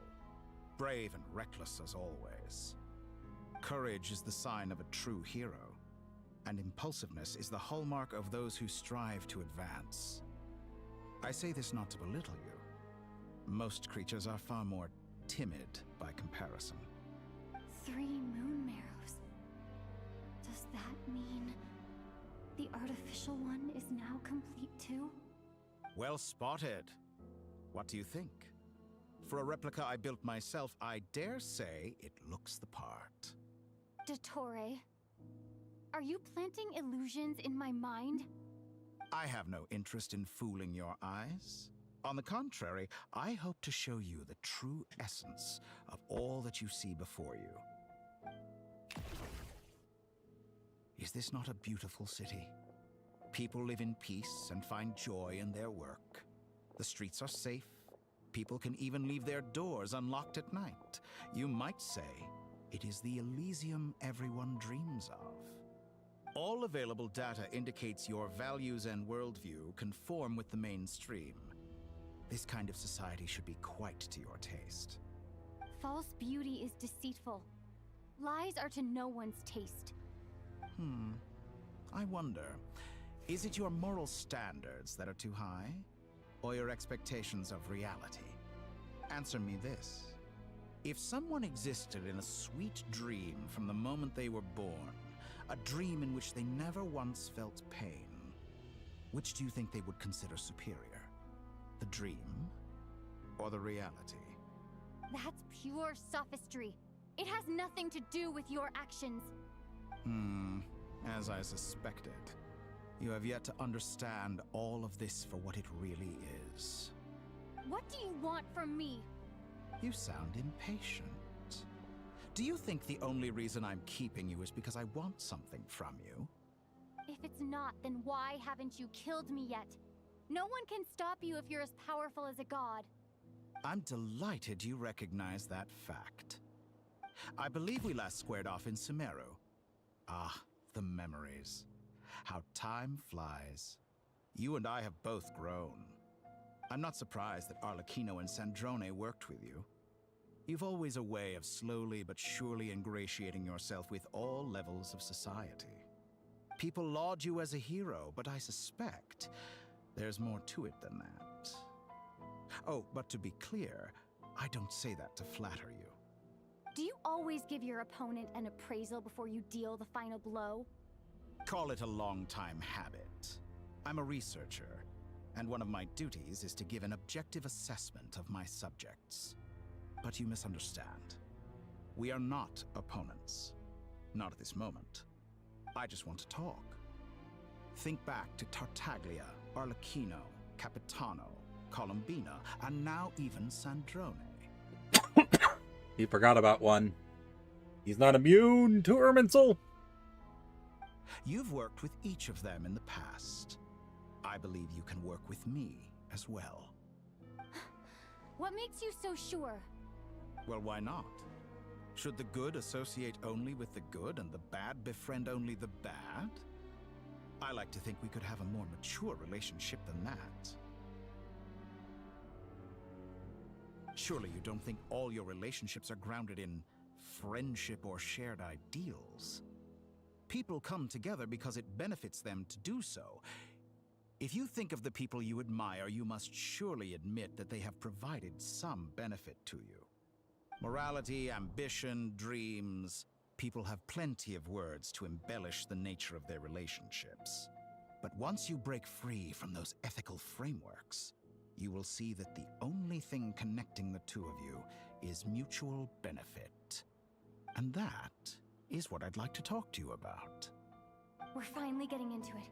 He's probably been planning to kidnap me for a long time now. But for what exactly?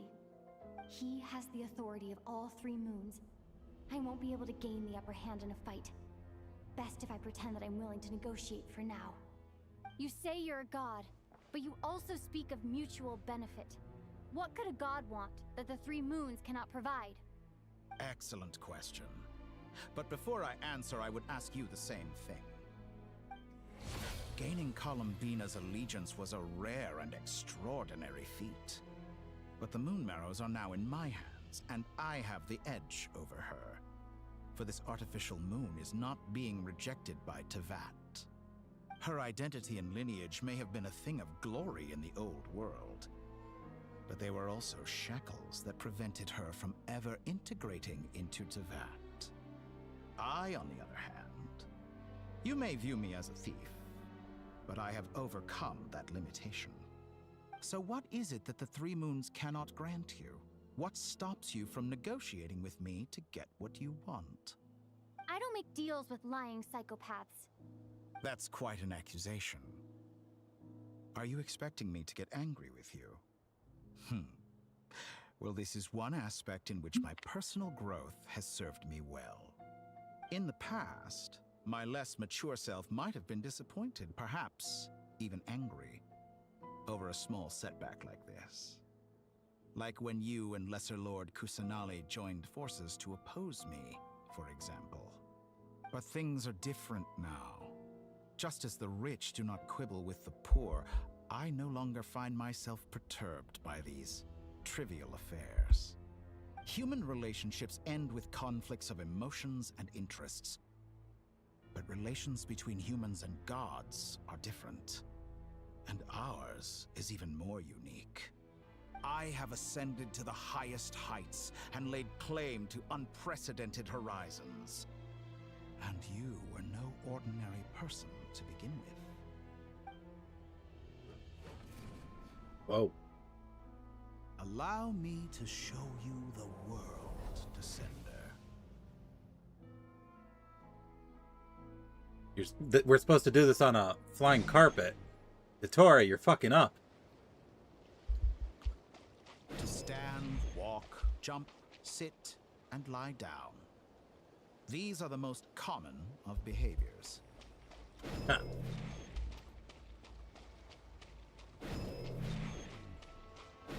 Have you ever wondered why we were born following such laws? Who stipulated that we could not fly instead of walk?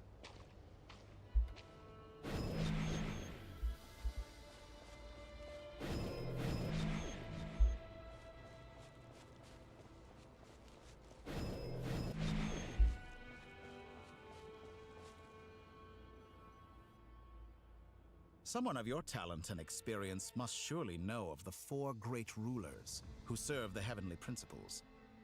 They govern life, death, time, and space. One wounded by a blade will die from blood loss or infection, and one who falls into a lake will drown in agony. The elderly wallow in solitude, and the solitary age faster. Eventually, new life is born, only to embark on the same path of suffering. These 4 divisions anchor the world and shackle those who live in it. But they themselves transcend its boundaries, squandering the power bestowed by the heavens. All who live yearn for equality, but unless the gods prostrate themselves and profess that they are mere servants of the living, equality can never exist. Who makes the rules we must live by? Who has the right to restrict us? The limits of the body can be rejected. Time to ignite!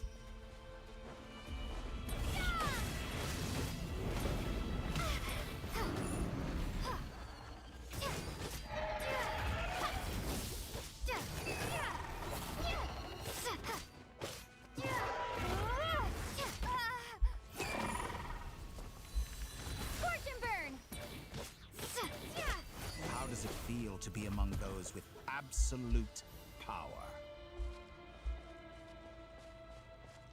You cannot conceive the extent to which your flesh hinders your mind and spirit.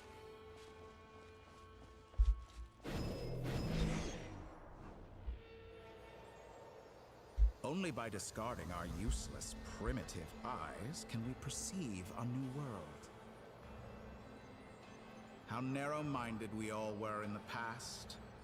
Why should the final answer of the world not be the power that predates those of life, death, time, and space? The power of the Triloon. Through it, I have glimpsed new experimental possibilities. Nature suppressed, authority exiled, souls controlled.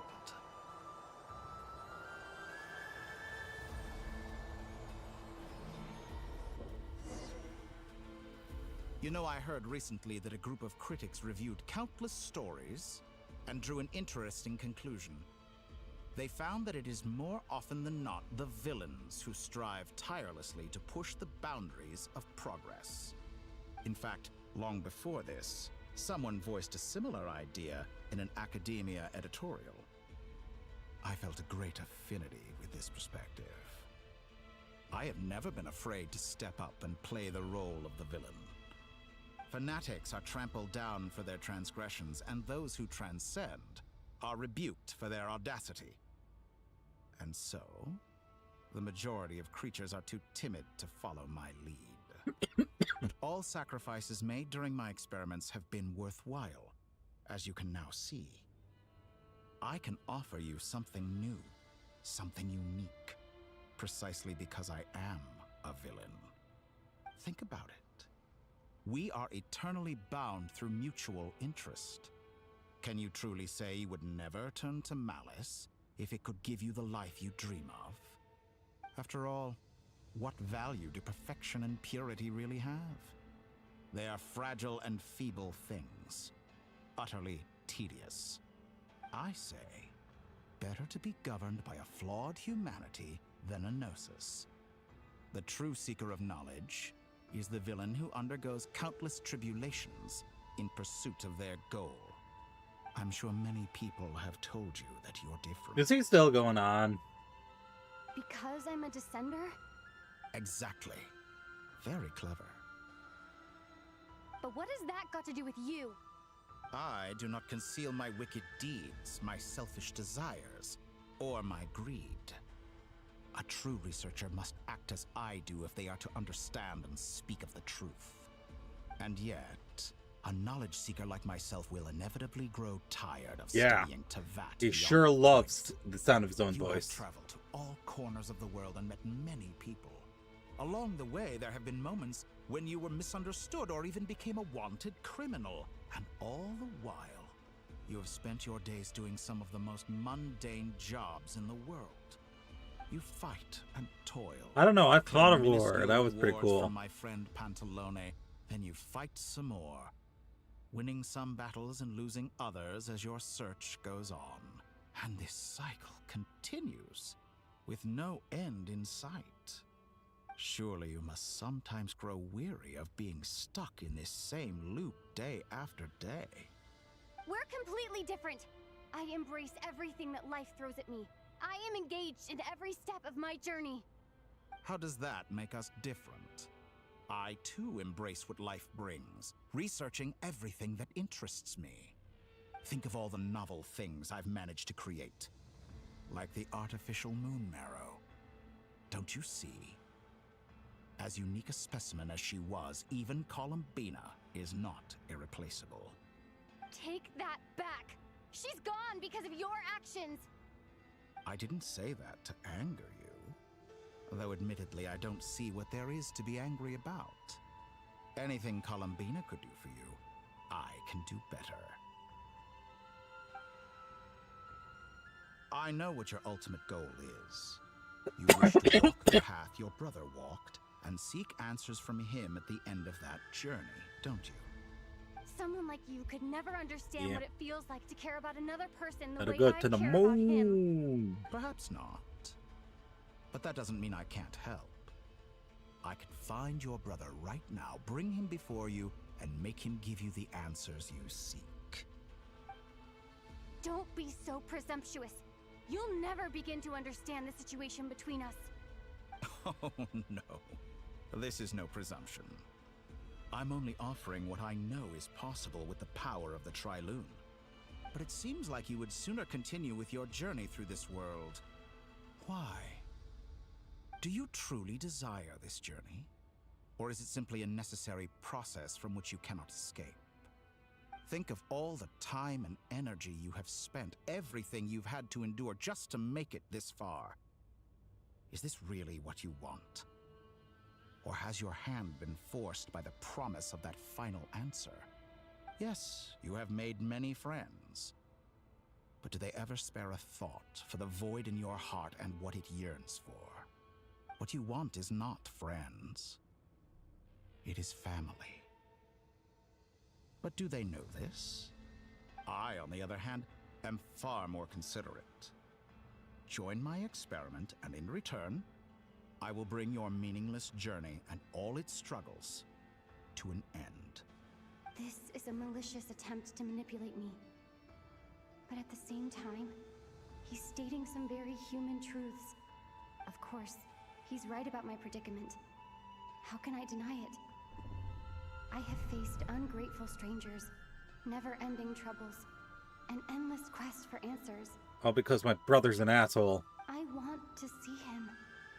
After everything I've been through, words can't describe how much I miss him. How much I want to be reunited with him. Wherever you are right now. Do you miss me too?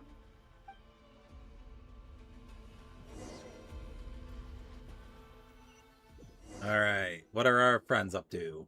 Alright, everyone. Our next mission is clear. We need to contact all the major organizations, explain the situation to the public, and then begin the evacuation. The residents of Notcry are quite dispersed.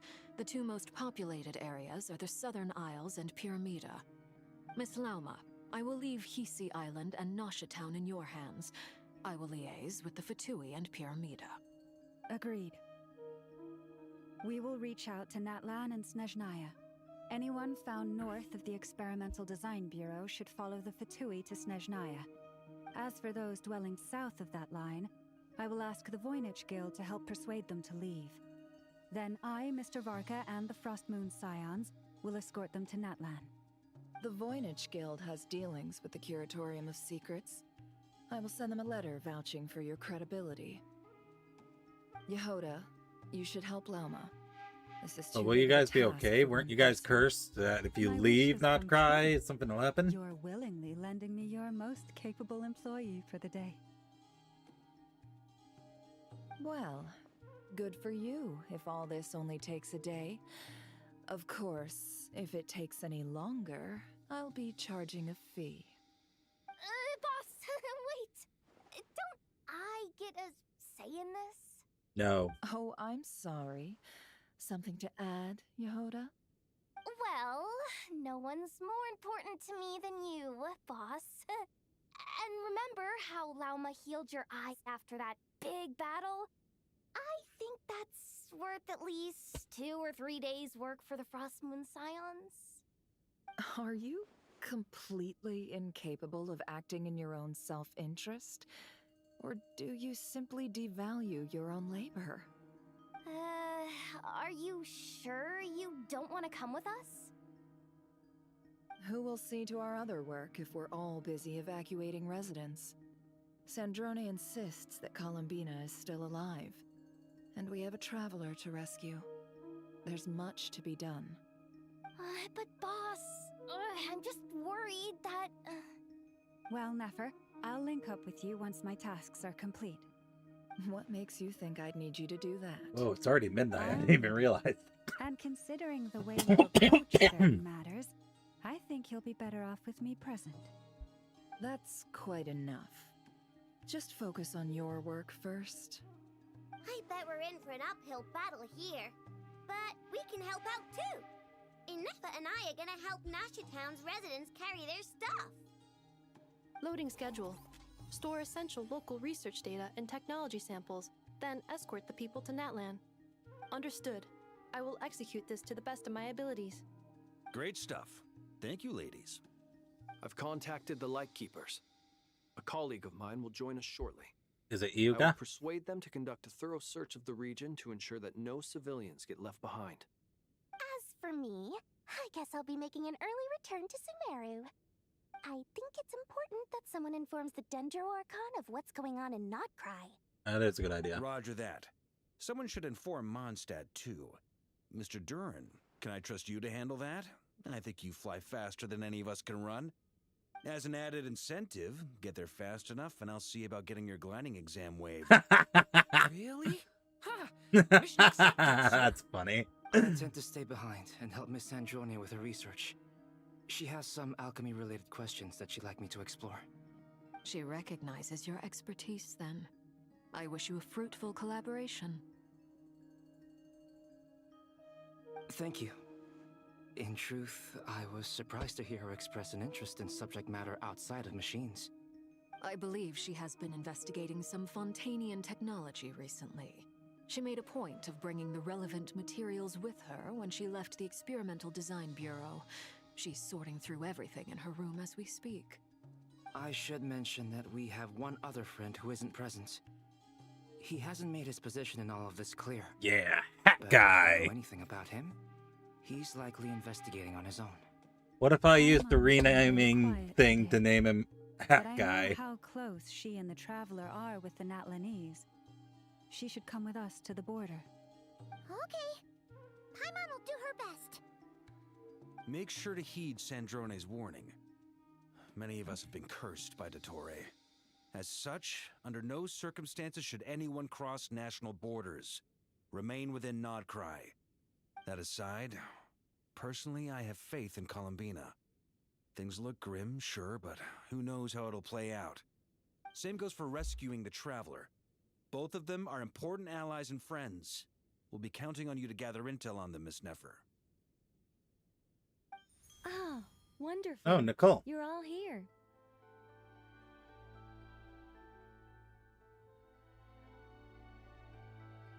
Oh, I have to click Your continue. voice again. Nicole? Whoa, that was loud. And it came out of nowhere. So mysterious. Sorry. This is the only way I can speak to you all right now. Please accept my apology.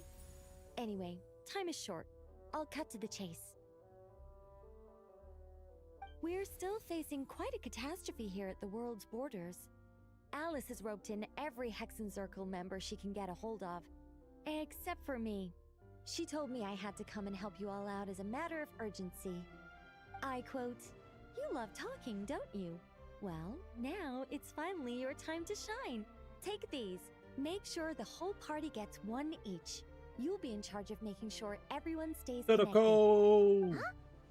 Is this a Dodo communication device? Scanning. Unknown device. Analyzing. Unknown device. Conclusion. Cute. Affirmative. It is cute and good. I believe that I quite like it. Thank you, Nefa. This is no ordinary Dodo communication device. It's my very own special modified version, specifically... Ah, sorry. I almost went off on another tangent there. Anyway, help yourselves.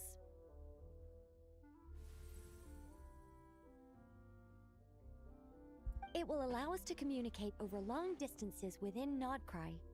No more worrying about shuttling messages back and forth.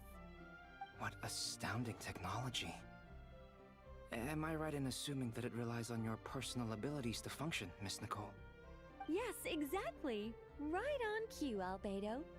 Ah, I'd love to brag to you all about how it all works. But no, next time. Anyway, I'll be right with you all, serving as a communication hub. That's all from me. Head off as soon as you're ready. I'll be staying here to keep watch, and I'll be sending you my blessings.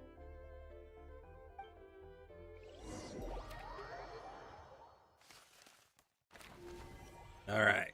First, Flynn's.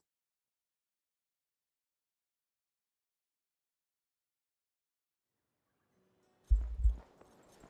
There's Uga.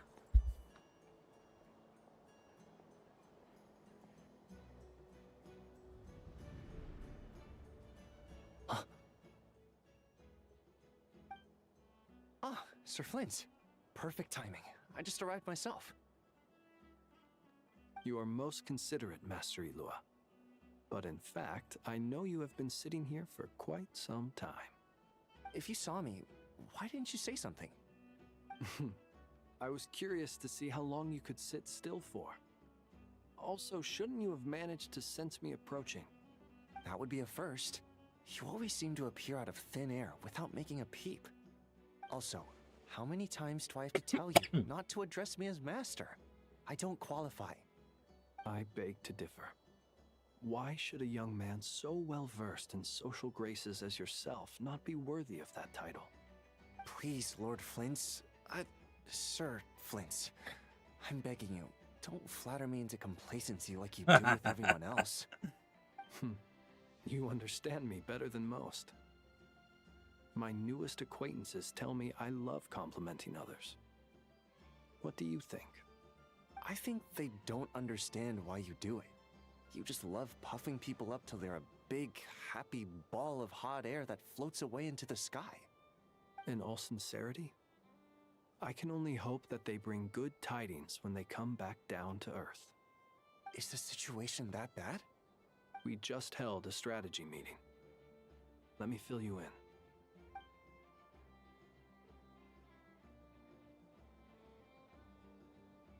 In short, we need everyone gone from Pyramida. We also need a team of Lightkeepers to scour the more remote regions of Nodcry for civilians to evacuate. I only hope we have enough personnel. We do. Old Man Nikita will definitely help, and we can recall anyone out on patrol to focus on this instead. Good. I'm sure you and the others will make short work of this. Now, don't forget, once you've completed this task, make sure you and the rest of the team evacuate to either Snezhnaya or Natlan as well. Flint? If you've got something to say, Master Ilua, why not guess what I'm thinking right now? You mentioned that you have something else to deal with later. How difficult is it going to be? I doubt it will be easy. I know you're a Lightkeeper, and it's your duty to protect others in times of crisis.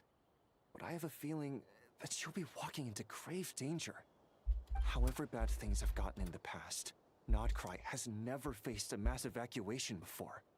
But from the sounds of it, you don't intend to come with us. I don't mean to pry, and it's probably none of my business. But whatever it is you're intending, you don't have to go through with it, you know. I've been afflicted with some sort of curse, and I'm told it may well trigger if I set foot outside of Nodcry. As such, I cannot leave. I have to act, if for no other reason than to fight this curse. What? No. Why?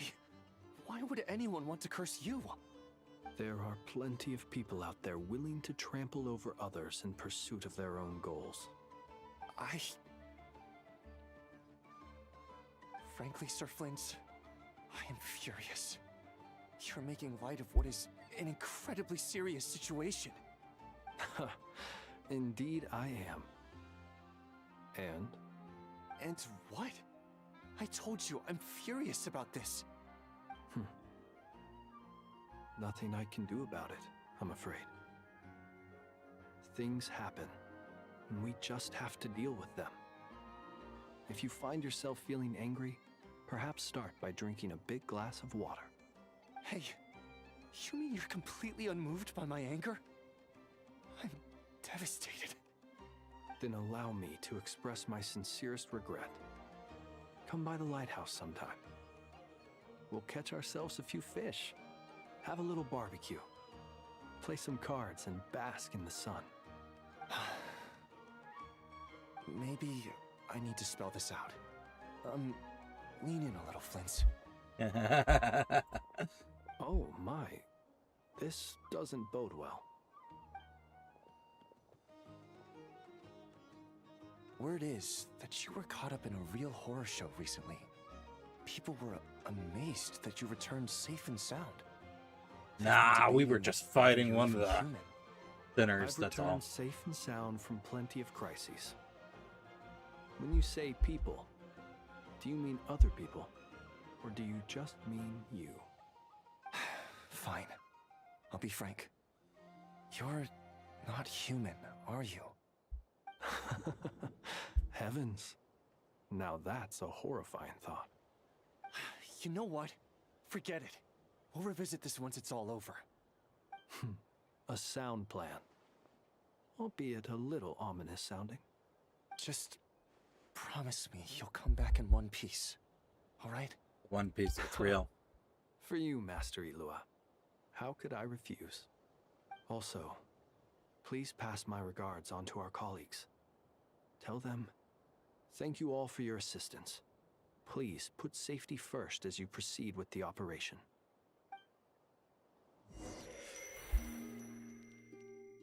Back to Columbina.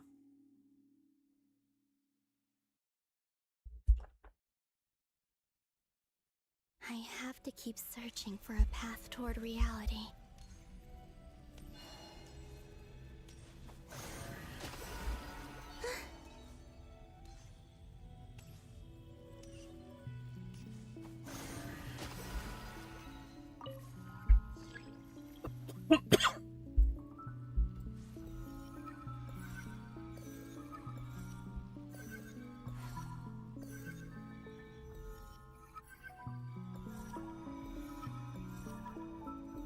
This should do it.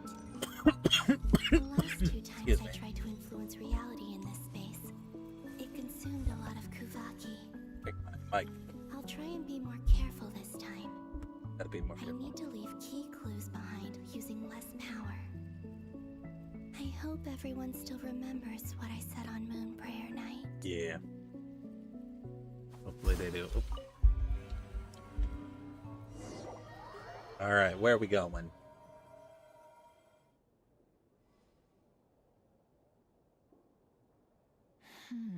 Oh, this is way back. Nothing here either.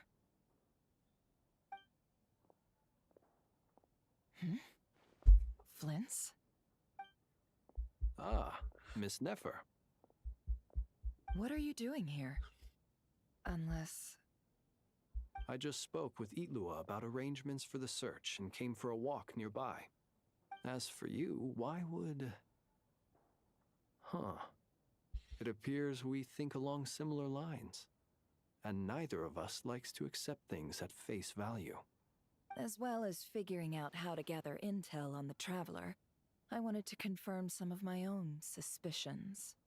Also, we'll need to bring a lot of force Oh, wait, to bear no, this against is- Ettore. this Even is if new. we're only looking to rescue the Traveler, we can't leave anything to chance. You don't think Columbina perished either, do you? No I'm burst. merely considering the possibility that she survived, just as you are. How much can we really know about a deity like her anyway? Do you remember what she said on Moon Prayer Night? About using moonlight to send messages to us? Of course. I think that's why we're both here. Where have you checked so far? I've been focusing on the outdoors. Anywhere the moonlight shines. I checked most of Nasha Town, but didn't find anything. I checked the Curatorium of Secrets, and a few rooms where I thought I might find some leads. But no luck here either. The only places I haven't looked yet are the rooms in the flagship. But process of elimination isn't the only thing that brought me here. Oh, really? What's your other reason? After all that build-up, our mystery ally never showed up even once.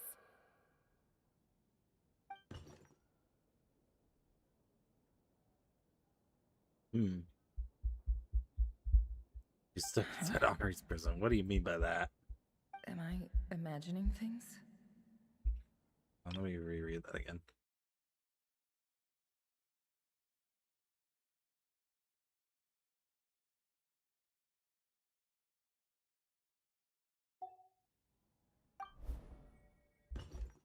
All right.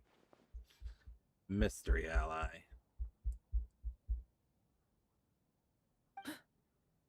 Come on, let's see what's going on. Oh no. I knocked over a vase as soon as I came in. It must have been caused by a Kuvaki fluctuation when Oopsies. I entered the space. Although, it seems like I'm not about to be pulled away this time. It looks like as long as I'm careful with my actions, it doesn't count as influencing reality. Anyway, is this the flagship? The Traveler mentioned that's where she was staying. I only went into the lobby last time, so I've never actually been here before. How does this space work? If nothing else, I can now be sure that it is not simply memory. She mentioned where her room was. I think it's this one.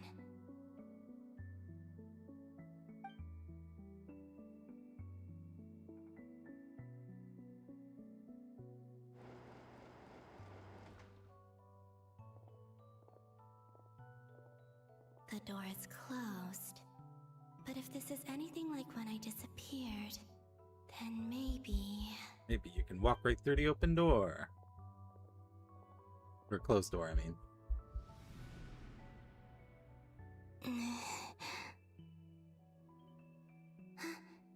I'm in. She and Paimon aren't here at the moment. I hope she's okay. I wonder what happened to her after that battle with Dottore. Best not to dwell on that for now. I need to try and leave them some clues.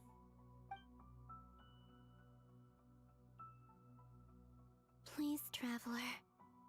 I really hope you find this.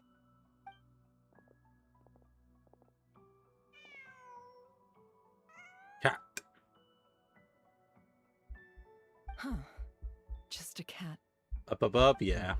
Nothing else here strikes me as noteworthy. Didn't you stay here for a couple of nights once? Before Rerir showed himself, yes. It's also where the Traveler and I first met. Did you notice anything unusual during your stay? I remember thinking how much noisier the flagship is at night compared to the graveyard. Other than that, no. The Traveler and Paimon were most congenial neighbors. This is where they've been staying, yes? Over here? That's right. I wouldn't usually condone breaking and entering, but we can make it up to them later. Focus now.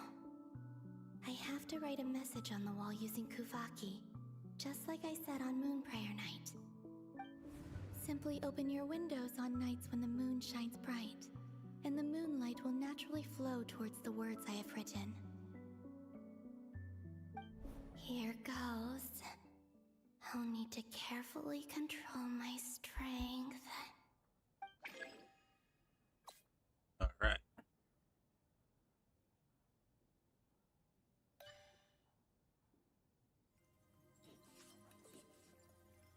Yeah, writing minigame. Ooh.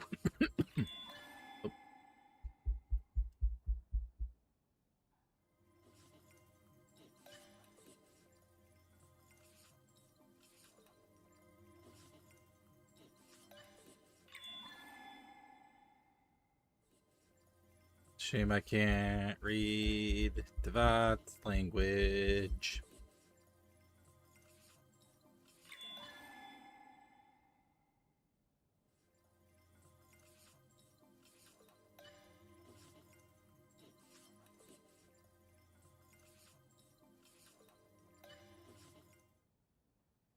There we go.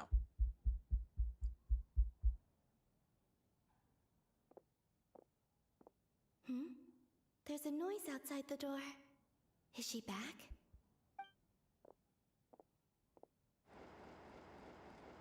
Please, you have to see these words.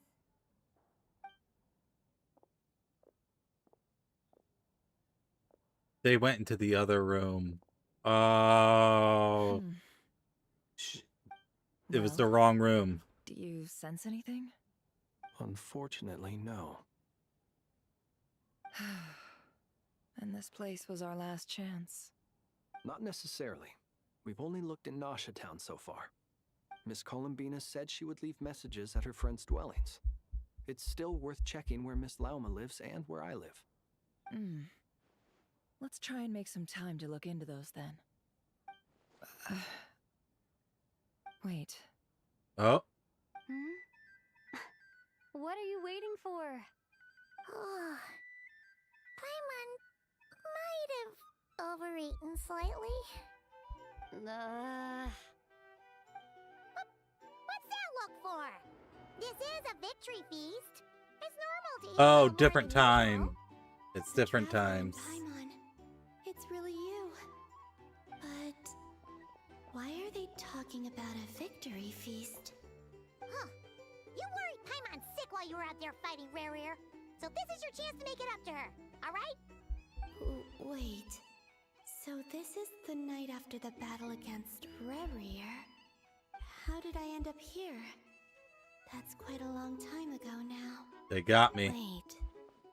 Time. That's it. Every time I've entered reality within this space, it's been at an earlier point in time. Every one of those points has been before I fell into the moon's reflection. And everything I've done to affect reality really did happen in the past. Does this mean that within the moon's reflection, time flows backwards? Starting from the moment I fell in? Not long till Moon Prayer Night now. It's gonna be even livelier than tonight. Although, it's gonna be sad saying goodbye to the damselette. She seems like a really nice person. Paimon. No, I can't. Even if I make contact, they probably won't understand what's going on. And in any case, I'll likely get pulled away again if I do. Instead, I have to find a way to get them to notice what I've written using the moonlight. Wait, even I hadn't thought of doing that before Moon Prayer Night. They'd never conceive of that possibility. Is there truly no other way? Don't lose heart. We'll find a way somehow. Huh? Oh, you say that, but the Frost Moon is beyond the fall sky. If we wanted to go visit her, how would we make it through to the other side? Well, according to the live stream, we found a way. We'll find a way one day. Huh. Guess someone's gotta be the optimist. The present. The future. That's right. There are still things I can do. What's your plan? Flins, when you were staying next door, did you ever open the window? No. The rooms here are dark and damp. And there's such a buildup of dust on the windows that the moonlight can't even get in. I didn't think it was worth the trouble. The moonlight? Ah, I think I see where you're going. One moment. I'll see if the owner is available. Don't bother. Time is of the essence. Finds a way of wrong moving now, Columbine is a T-Rex. Time. Even if no one sees what I've written at this moment, maybe someone will remember what I said after Moon Prayer Night. I need to write down as much information as I can. And maybe one day...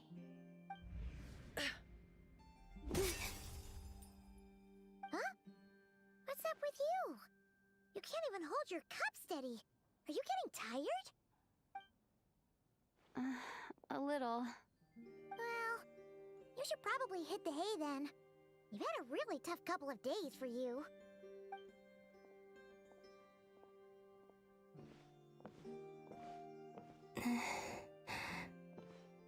You truly have.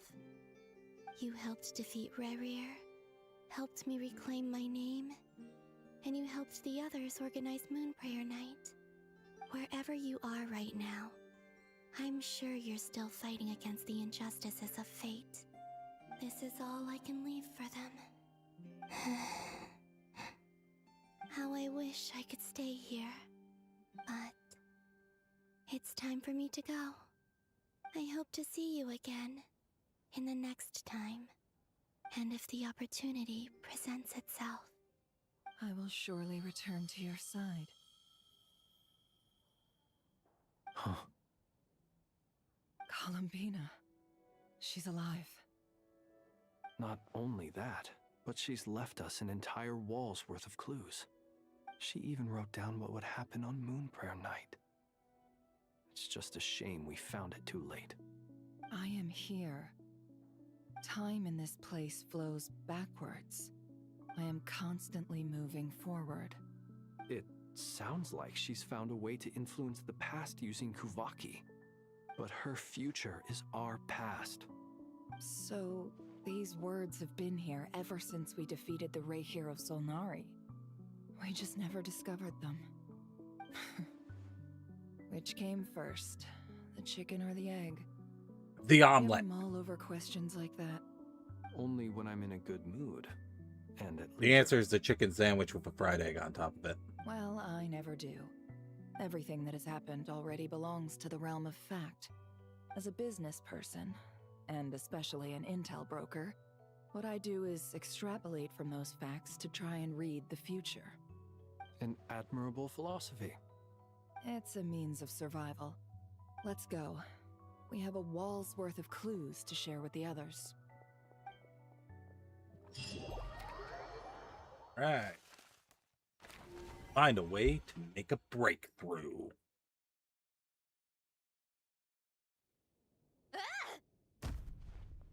That seems like a perfect shot to go on ad break with. Here be.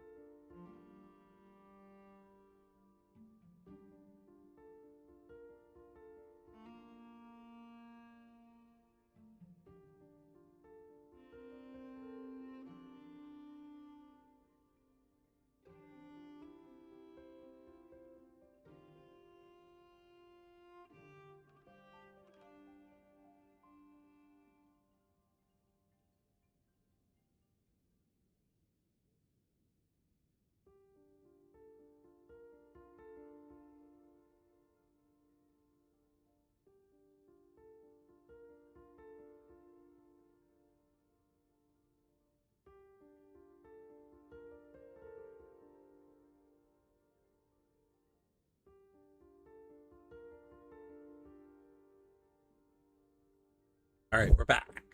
We back.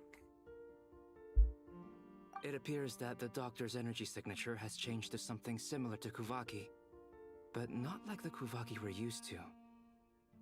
Nodcry's Kuvaki devices will only have a limited effect on it. I can see why you've chosen to place your hopes in alchemy instead. Also, I must say these books are rather profound. My subordinates just shipped them in from Fontaine. Some of them are from the Narcissenkreuz Ordo. Yeah. Some are incident reports from Petrichor, and then there's a few test reports for these junk machines. Additionally, after some further scanning, I've discovered something extremely annoying. Which is... What's that? Teyvat's skies contain multiple moons. A long time ago, when I did my first scan, I detected 3, just as the legends say. But when I checked again just now, I detected 4 moons. Uh-oh. So there's one extra? Yeah. Originally, I thought that if I could still find 3 moons, that would at least mean Columbina's still alive. But then it occurred to me that apart from the frost moon, Teyvat's moons are just husks. And husks surely shouldn't show up in the scan, since they're not alive. It's weird, isn't it? If we can't even distinguish between a dead and a living moon, how are we She's worried supposed about to know her whether girlfriend. a moon goddess is still alive? Or does this mean that the moon marrows are equivalent to the moons themselves? It's certainly possible. In which case, the 4th moon you detected may be Dottores' artificial creation. So he wasn't bluffing. He really built his own moon marrow. Ugh, I'm so mad right now.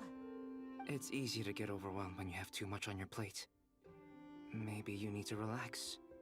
Perhaps try going for a walk. Excuse me. Or simply take a few deep breaths. Nothing can calm me down at a time like this.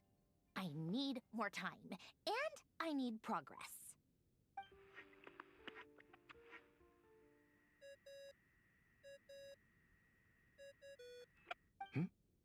Oh, It's duh. Mr. Flynn's. Oh, duh. I really Oh, hate duh. that ringing tone.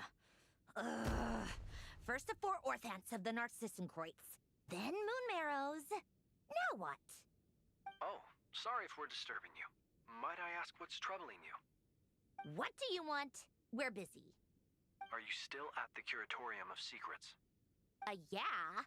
Look, everyone else is still out, so there's no hurry. Plus, I'm busy, so I would appreciate if you gave me some space.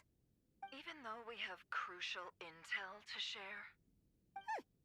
Fine, I'm listening. Your girlfriend's alive. Do you intend to share it via the Dodo communication device? Ordinarily, I would, but this is a unique situation. I think it's best that we discuss it in person. See you at the Curatorium. Makes sense. All right then. So, what's the situation? The rest of the team is still out working on their missions and evacuations, but we've decided to fill you in on the most crucial information first. Sandrone, you were right. Columbina is most likely still alive.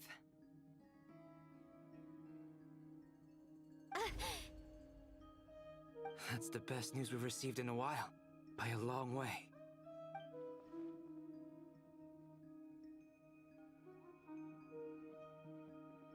Random locations. Appearing in reverse order? Are you serious? So not dying isn't enough for the moon goddess, huh? She has to show off too. Anyway, does this mean we can deduce her condition from the moon marrows?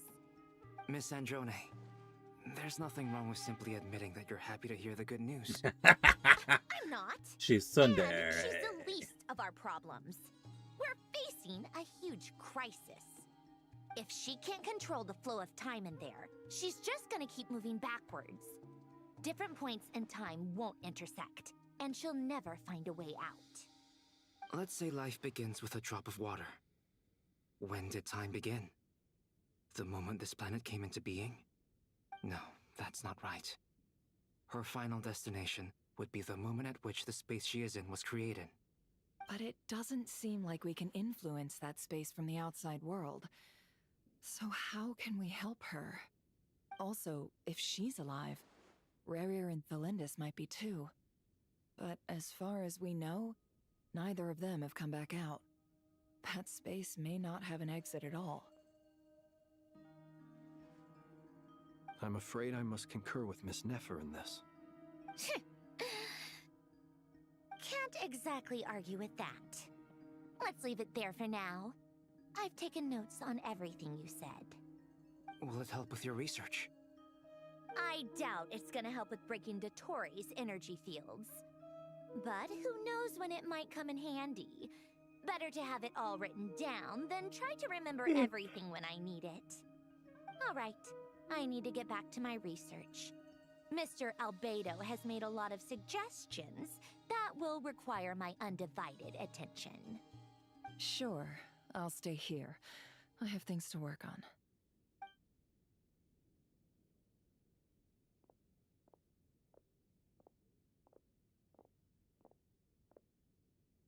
Paimon, are you there? Oh, right. She went with Varka to Natlan, didn't she? Good thing we've moved her and the Traveler's luggage in here. Speaking of the Traveler, where could they be? There's a note from Paimon. Paimon here. Not in at the moment, but if anyone needs to borrow her stuff or the Travelers, go ahead and help yourself. Paimon won't be mad. Also, Traveler, if you get back before Paimon, make sure to get some rest. Paimon misses you a lot, but put your help first, alright? How sweet. Well, since you offered, Paimon, don't mind if I do. This is the Traveler and Paimon's luggage. All the items they use day to day are here. It's well organized. I wonder which of them is responsible Obviously, for it's that. me. What do we have here? Daily necessities. There's a photo. That one. The camera captured a special moment that can only occur between people who are close to one another. You can really sense how the photographer feels about their subject. I wonder why this picture was placed outside. Is it because Paimon recently looked at it?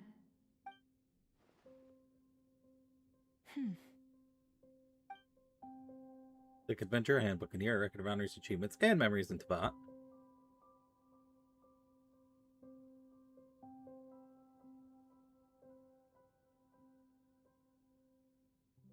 This must belong to the Traveler. Perfect. I'll use this. You can use this to find our Hang in location. there. We'll find you.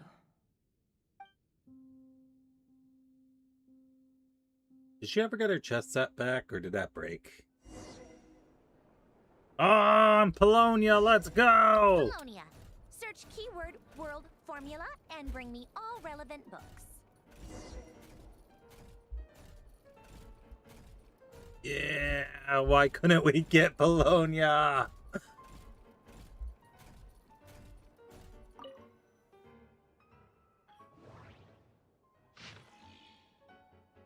So, by the way, I saw a very funny image edit that was Columbina's splash art, but it replaces that new robot with just Nervalette. It's just Nerve there. It's funny. Ancient Law, Carter Sharpius. We were assigned to the same lab. I was nervous at first since everyone said that he was a child prodigy. Since disasters, such people are more precious than ever. I had thought that an institute star recommended by higher-ups might be more full of himself, but he's much better than I expected. He's just not the most sociable sort. No obvious symptoms. I made a huge mistake and knocked over an ancient geometry machine that took a lot of effort to bring back from the desert ruins. The machine came to life and made a huge mess of things. Though he's a lot younger than me, he's really smart. I can't believe that's how he managed to tame the machine. Maybe taming isn't the right word. Maybe the other engineers will look down on me for using it, but it really did feel like taming. I know modern clockwork machines well enough, so I can see the huge technological gulf between the two. Even disregarding construction will make little meaningful progress. So much goddamn reading. We'll make little meaningful progress if we do not resolve the power issue. But I still have to be careful. I've never seen Alan angry, and I don't want to find out what he looks like when he gets angry. A few minor symptoms. Took the day off. I still can't hardly believe it. Alan came to visit me and even brought his sister. She's a lovely little lady and unafraid of strangers. A fine day indeed. We discussed the idea of a thinking machine based on gems and tape circuits. I used the word discuss, but actually I just said things like, "Oh, that's really amazing. How will you do that?" Whenever he paused and didn't make any real didn't make any real contributions. He's really into it though, and he behaved very differently than he usually does in the lab. His little sister's probably way smarter than I, a research assistant. It seems there are interesting outsides having my disease flare up, but I prefer to return to the institute and help as soon as I can. The additional machines got here. The previous ones are no longer usable since they are completely dismantled, but it did clear up a lot of things, at least according to him. Something about it being driven by the elements and the ley lines. An interaction which we cannot recreate with our current level of industrial precision and material science. I have to compile the report, but there's so much I couldn't understand. Why the fuck is this document so big? Apparently lots of people are secretly unhappy that Lion is getting more research resources than they are, but if you ask me, everyone's smarter than me and they should all get along. We'll make the world a better place that way. His sister said that some of their friends will be joining the institute. I'm looking forward to meeting them. No obvious symptoms. Join the lab as new partners, but now their conversations are doubly confusing. Oh, I understand every word on its own just fine, but once they string them all together, I can't make heads or tails of it. Jacob was really the only one close to being on the same level as me. I feel ashamed just writing that. An adult looking for reassurance from a child as young as he is. I feel like I've lost all the self-respect a grown-up should have. Based on our research on prime energy machinery, it seems like decided to adopt this name. Aline and Rene are thinking about trying to use the characteristics of Osha and Numa to construct a new kinetic core. A few minor symptoms. I may have contributed. Well, maybe. I went on a picnic with Aline, his sister Renee, and Jacob. It was technically supposed to be field research, but the idea came from Aline's sister and me. We thought they lived a little too outside of their research, so we asked the institute's director to arrange something. Petrichor's not exactly the most exciting place, but the scenery is quite lovely, since you can see the Great Waterfall. I brought a camera from the institute to take photos for them. I do hope we'll have more outings like this one, especially since that means more opportunities to take photos of his sister. Creepy. After all, Elaine is always working. Given how he will not be with his sister as she grows up, these photos will come in handy later when he begins to regret not spending more time with her. Then he'll be able to see how she was at different times, and it won't sting quite so much. If only my family had enough money for a camera, if only things hadn't gone so wrong, I'm sure my mom would have taken lots of photos of me. Renee and Jacob, like Elaine's sister, a lot too. When the four of them hang out, she sometimes acts like an older sister to them, despite being the youngest. A fascinating dynamic. Seems to be interested in the ruins and stone statues here. Renee also mentioned something about a troop and seals. Even though we went out there to have a bit of fun for once, they were still thinking about research. No obvious symptoms. Took the day off. Elaine's sister came to see me, along with Jacob, Elaine, and Rain. Couldn't make it because their experiment is at a critical stage. They didn't have to tell me any of that, of course. That I was able to help at all despite my limited abilities is already fulfilling. I heard that Elaine, the institute's director, came to see me separately while I was unconscious. I feel bad that they all came this way for nothing. I wasn't even awake. Still, taking time off, but I hope to go back and help them again soon. I found out that they were graduates from the Renard Citizen Cruise Institute, and that made me really happy. They talked about the director and the vice director, as well as their adventures, and it made me feel like a kid again. The only detail that didn't make sense was the cake the vice director made, because it felt like punishment when we had it. After the disaster, I lost contact with pretty much all my friends. I'm so happy they were able to find each other again. I wonder how my friends are doing. They're probably trying to rebuild the Narcissism Cruise Institute. I've got to go check it out next time. Talked about the thinking machine again. I had an idea about making a thinking camera so that it would take photos of those precious to him while he's busy. He thought it was kind of pointless, but that it had security and surveillance applications. They did it. The light bulb came on. I was lucky to have recovered in time to witness this historical moment. It's quite a pity, but I hope Renee and Jacob will make the breakthroughs of their own in their own research topics. I also hope they get better assistance to me. No obvious symptoms. Took the day off. There were several visits while I was unconscious. It's a shame all I could do is read the letters they left behind. Jacob left me a note inviting me to his and Renee's lab. There's something they want to talk to me about. I hope I can get out of bed soon. Anne. Oh, Anne's here. Anne brought flowers for me, but they had already wilted by the time I woke up. Took the day off. I was able to get out of bed today. This is where I first met Elaine. For a time afterwards, I documented the experimental procedures and phenomena based on his oral descriptions while standing here for the first time. He was trying to start up the machinery below in an ill-fitting lab coat. Renee and Jacob later entered through the door, and Elaine would temporarily forget to act the young genius rushing towards them like an energetic kid. Here I bore witness to the first successful controlled annihilation reaction. The brilliant light cast a deep dark shadow. I believe history was made in that moment. Was someone like me so excited I knocked over the ink bottle play a role in an event that will go down in history? Beyond the locked door on the other side is Renee and Jacob's lab. It seems access was limited due to the dangerous nature of their research. They are destined to become the towering figures in history. I guess Alain moved to another lab. Based on his plans, once the energy problem is solved, he would study kinematics. I'll go greet him later. I wonder how Anne is doing now. What manner of beauty will she grow up to be? I'll stop writing here. I don't have much time left. I hope everything goes well. That was Carter Sherbius. Keyword not located. And okay, this one thankfully is much shorter. Adoneque sermon dictation concerning the apocalypse. In light of the formal and rigorous proof outlined above, I believe that the correct term for the situation is fortuna. It is an ancient Remurian technology, a wisdom unparalleled. I never imagined that Remurian ideas would be so similar to the computation graph that I have named the world formula. There's strong evidence. Human civilization is bound to lose its potential amid ongoing exploration and evolution. Humanity's decline is in truth unfolding at this very moment. Put it bluntly, ladies and gentlemen, the apocalypse draws near. This is not the hallucinatory babbling of some wandering monk from Sumeru, rather it's logical deduction grounded in reason and natural philosophy.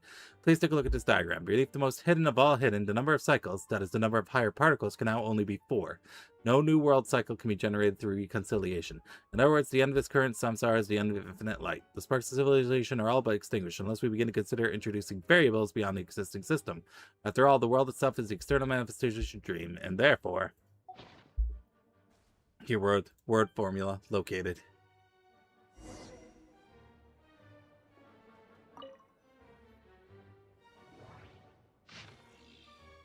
Oh my goodness, this one's another long one, isn't it? Well, actually, it looks kind of short. It's just got a lot to scroll. Ancient log, Alain Guillotin. My science system doesn't seem very reliable. Unlike that, the power source of these warships to use at the moment. Of course, far too dangerous. I'll get them to seek out other such mysterious machines. No progress worth reporting today. Went out with Anne under my adopted father's watchful eye to seek inspiration at sites where battles took place. Ran into Renee and Jacob. The assistant doesn't seem reliable. Caused some accidents. Just another obstacle to overcome. This kind of machine seems to take arbitrary external forms. Quite interesting. Research will focus on power source. Research prime energy machines. Assistant took the day off. Asked Anne for help. Recommended Renee and Jacob to the director of the institute. Research prime energy machines. Assistant took the day off. Asked Anne for help. Suggested she join the institute, but she wasn't interested. Research prime energy machines. My assistant still isn't back. I'll go pay a visit. Found Renee and Jacob's adopted father with my own adopted father's help. The supplementary prime energy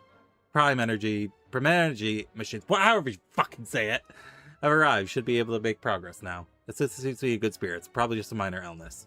Research prime energy and machines. Janet, Ray, and Jacob joining the student. They've been assigned to my project. Field research today. Interesting machine statue. Research prime energy machines. Research prime energy machines. My adopted father visited, but I was too busy to host him. And scolded me. I'll remember to apologize next time I see him. Research prime energy machines. Assistant took the day off. On the threshold of a major breakthrough. Assistant took the day off. Too busy to visit. And scolded me. I'll go tomorrow. On the threshold of a major breakthrough. Forgot about the visit. I'm sorry. We'll invite everyone to go with me. Took the day off. Assistant took the day off. Went to visit. An idea. Virtual neural network based on vast quantity of thinking units instead of logic trees. Cameras. Research prime energy machines. Assistant took the day off. Research prime energy machines. Assistant took the day off. Research prime energy machines. Renee and Jacob went to begin conducting their own research today. Assistant took the day off.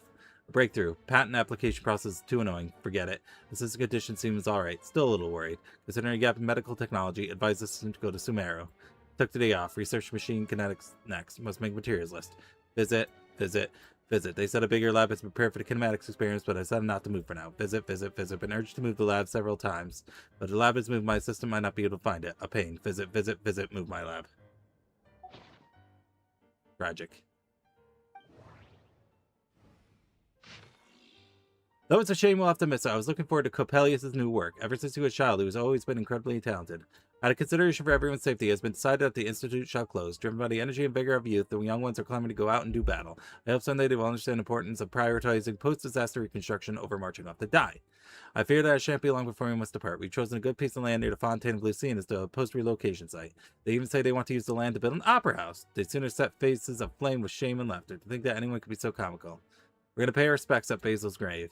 I hope it all turns out like Emmanuel said. However, it's the Institute's responsibility to support gifted and yet talented youths. Met with the newly appointed Eudex. He has a peculiar temperament. Seems much more reliable than Leon and those other clowns. Okay, so this was clearly ancient Fontaine when Nervalet joined, and they're still building the opera for the for the Coppelius stuff. Yeah. If all goes well, has the potential to make completely revolutionize our understanding of clockwork mecha. The proposed methodology and plans are reliable, worth paying more attention. The results of early phases have been satisfactory. We will increase our investment. Carter's leave requests have been increasing in frequency. Better have someone keep an eye on him. He may be having financial difficulties. Not like it's possible for it to be a family matter. After some considerations, I decided to roll them and temporarily assign them to the same lab. However, I'm concerned about the impact of their joining if their land and the mental state of others. Must keep careful watch. Still unconscious during your visit, so couldn't speak. Decided to take a blood sample and see if there's a cure or way to mitigate it. Although the proposed research plan is expected to face challenges and obtain recognition, I believe it holds a significant practical value, so it justifies approval. Toxins remain in the soil and water have not yet been fully neutralized. The water is producing deformed oceanids. In a way, this could be a reflection of previous event. I only just learned that these are Carl's adopted children.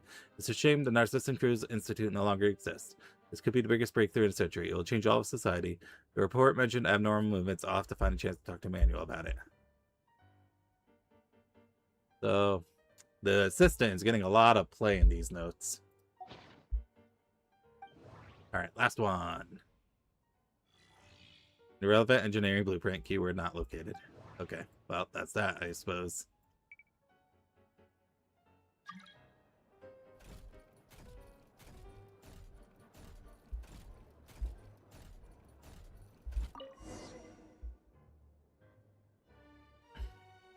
Let's see.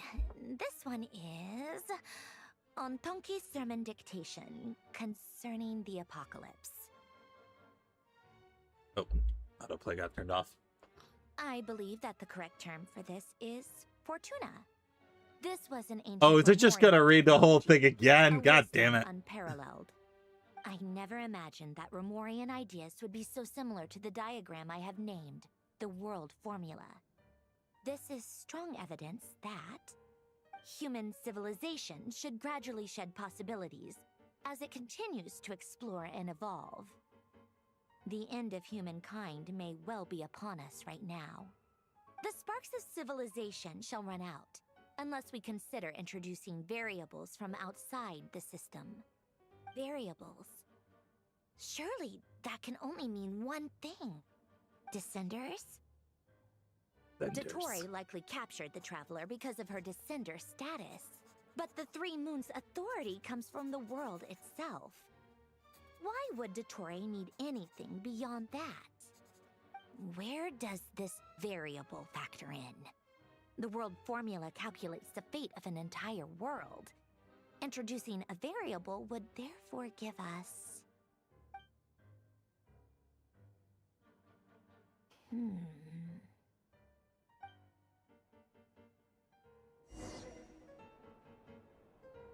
Polonia, search keyword pathway and bring me all relevant books.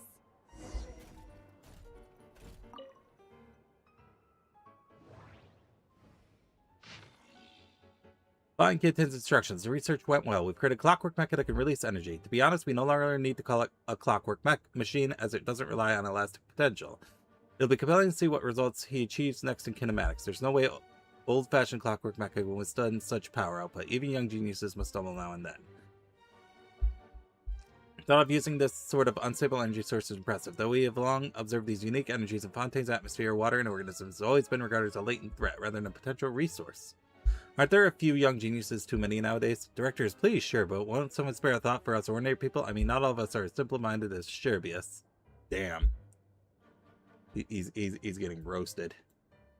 It received a very high rating. If the pit were to be granted, the potential financial gain would be considerable. However, I decided to decline the opportunity because the machine was practically all Guillotine's work, and I could take no credit there. My family is quite angry about it, but as an engineer, one must have at least a little dignity and self-awareness. Still making improvements, and output efficiency has increased. Seems to be specially recruited. That's good. How do you continue that line of research? Who knows what horrors he might have unleashed? At this stage, we have to pull out. The director says everyone will be given a position to research resources after reconstruction, but I'm afraid if it were me, I would use this as an excuse for a major shakeup. People like me won't get recalled anyway. Never mind. I've been pretty happy these past few days. I guess I'll consider it my retirement. I'll go to the city and open a small workshop repairing watches for folks. Cameras, too. Right. I'll see if I can make a waterproof clock. With the way things are going, I might make a killing in the future. Ancient log from Jacob. Oh, okay. This one's from Jacob. Anyway, when it comes down to it, our research directions are different, so I applied for a new research lab with the director, but there's nothing for it anyway. Alain is incredibly intelligent, but he only trusts himself and doesn't trust our observations or accomplishment unless he reaches the same conclusions through his own calculations. Well, it's okay, since Alain is making the world a better place in his own way. I trust him because it's the world that Anne lives in. Even though the Institute is full of people, I don't have many friends besides Carter. It feels like everyone kind of dislikes us. Renee managed to acquire something powerful to research. Apparently those appeared after disaster and are very dangerous for most people. But I feel okay. Maybe my constitution really has gotten a lot better. I helped Renee out. When I visited him, I found out that he also attended our Assistant Cruiser Institute. We didn't tell him about the vice director abandoning us, or it would have made him sad. If only we could have helped him just like I was helped. After discussing it with Renee, he finally agreed to give it a try. He said it's dangerous. Everything needs to be made clear to Carter, and he must make the judgment himself as it concerns his own life. But if successful, he'll survive just like I did. Wait, is Carter the caterpillar? Hold on, is that what this is leading up to?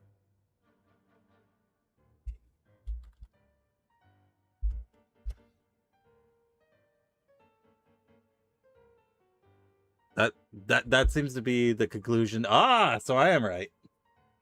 Okay, I was like, okay, I'm seeing a lot of Narcissan Cruise people mentioned here.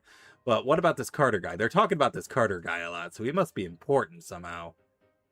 And who is currently missing out of all the Narcissan Cruise people we know about? The caterpillar. So it seems like he got turned into the caterpillar to save his own life from whatever disease he had. Interesting, interesting. It seems the ordinary diary machines can no longer satisfy him. As a result, the director used natural resources to obtain something truly horrifying. Rumor has it that someone was nearly killed. I hope this will help him achieve his research objectives. They even got him some rare diary mechanical parts being studied by Sumerian researchers as part of the package. Things went out of control for a third time. Yatin may have been willing to risk his own life, but that doesn't mean the rest of us feel the same. I came up with an emergency damage control strategy, and I hope we won't need to use it before he finishes before he finishes his kinematic research. However, given his personality, it seems unlikely that I'll ever truly complete that research. Hold on one second.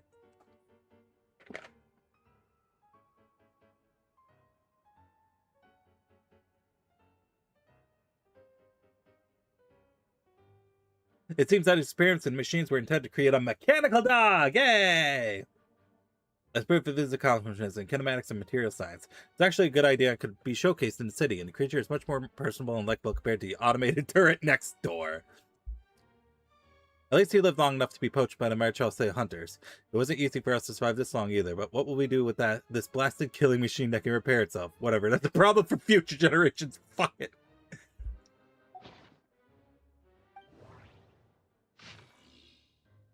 Explications on the chemical marriage. Here we go.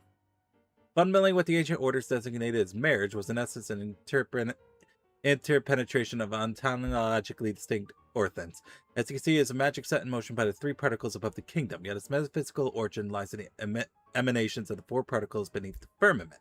The alchemists of Conria are prone to disregard metaphysical sentiment and in fact pursuing instead the gold of the ignorant within the material world. It's for this reason that the crude inquiry cannot be compared to the great undertaking that we are to achieve today, one that's founded upon ancient Remurian-style theory. I need to review all that Remuria stuff, because I did it, but I don't think I truly understand what was happening while I was doing all the Remuria stuff.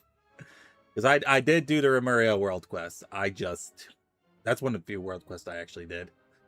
I just do not really remember much of what it was about. I remember it was about music. I remember there was a whale. I remember we were swimming around. And that's it. That's all I remember. I need to revisit that. 3 pertains to appearance, while 4 pertains to the intrinsic. 7 obtained through their overlap constitute the number of paths for vertical transcendence. We designate this process of overlap as marriage, for the union of the two through a mediating medium is akin to the matrimonial covenant of those bound in mutual love.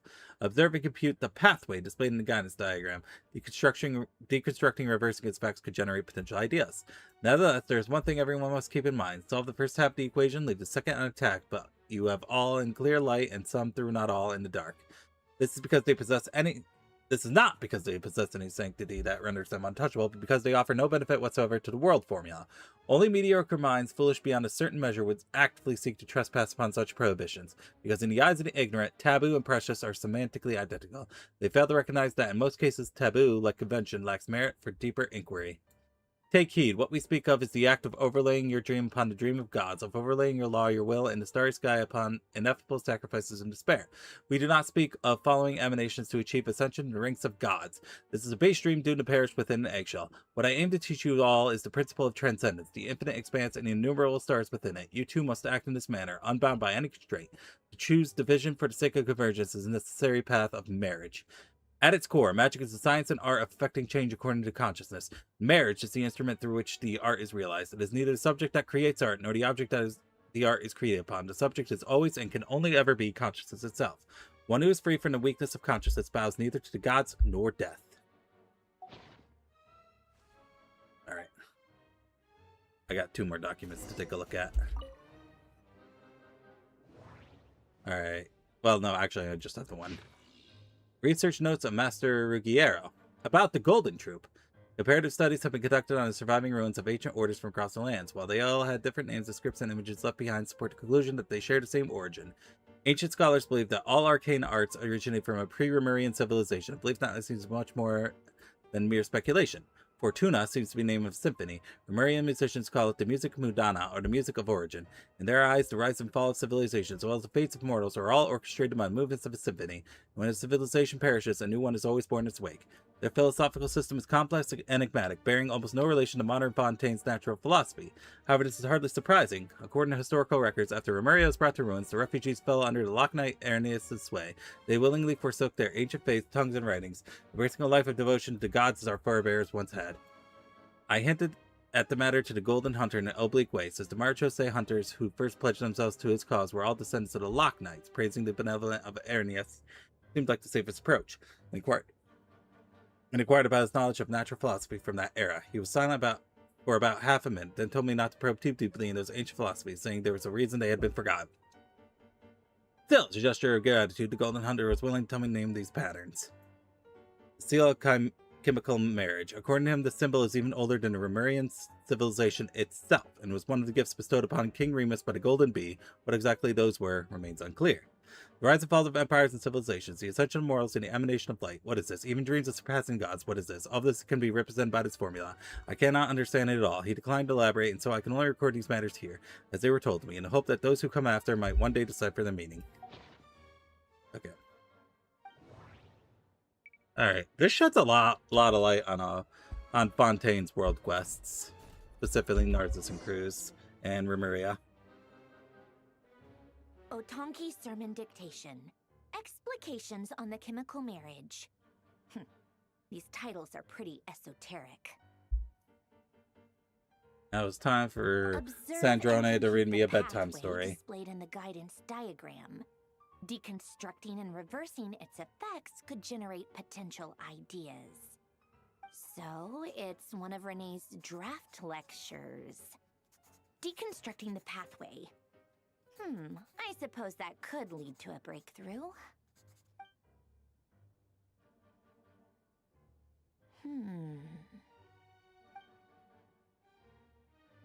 This is so long. This guy sure loves showing off his knowledge.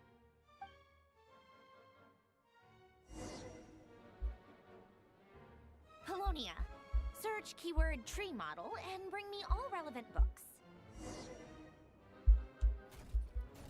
It's probably the last one.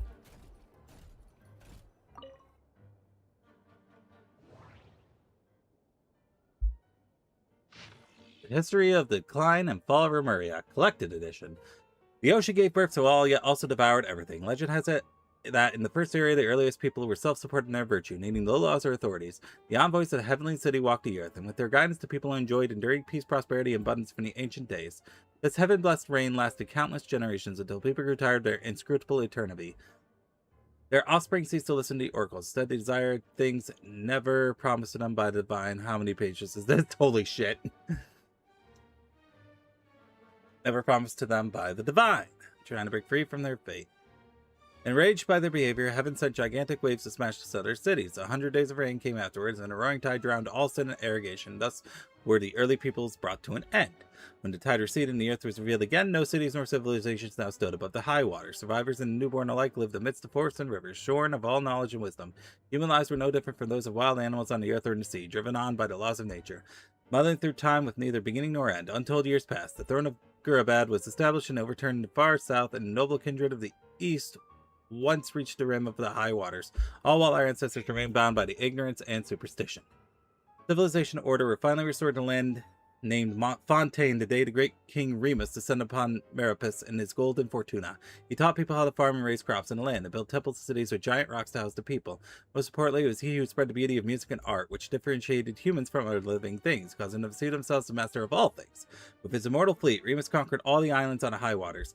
Even the great dragon beneath the abyssal depths submitted to his power. Those were the best days, since the end of the earliest people and eternal prosperity seemed so near at hand. The God King and his people indulged in sweet dreams of carefree lives and fantasies of never-ending progress.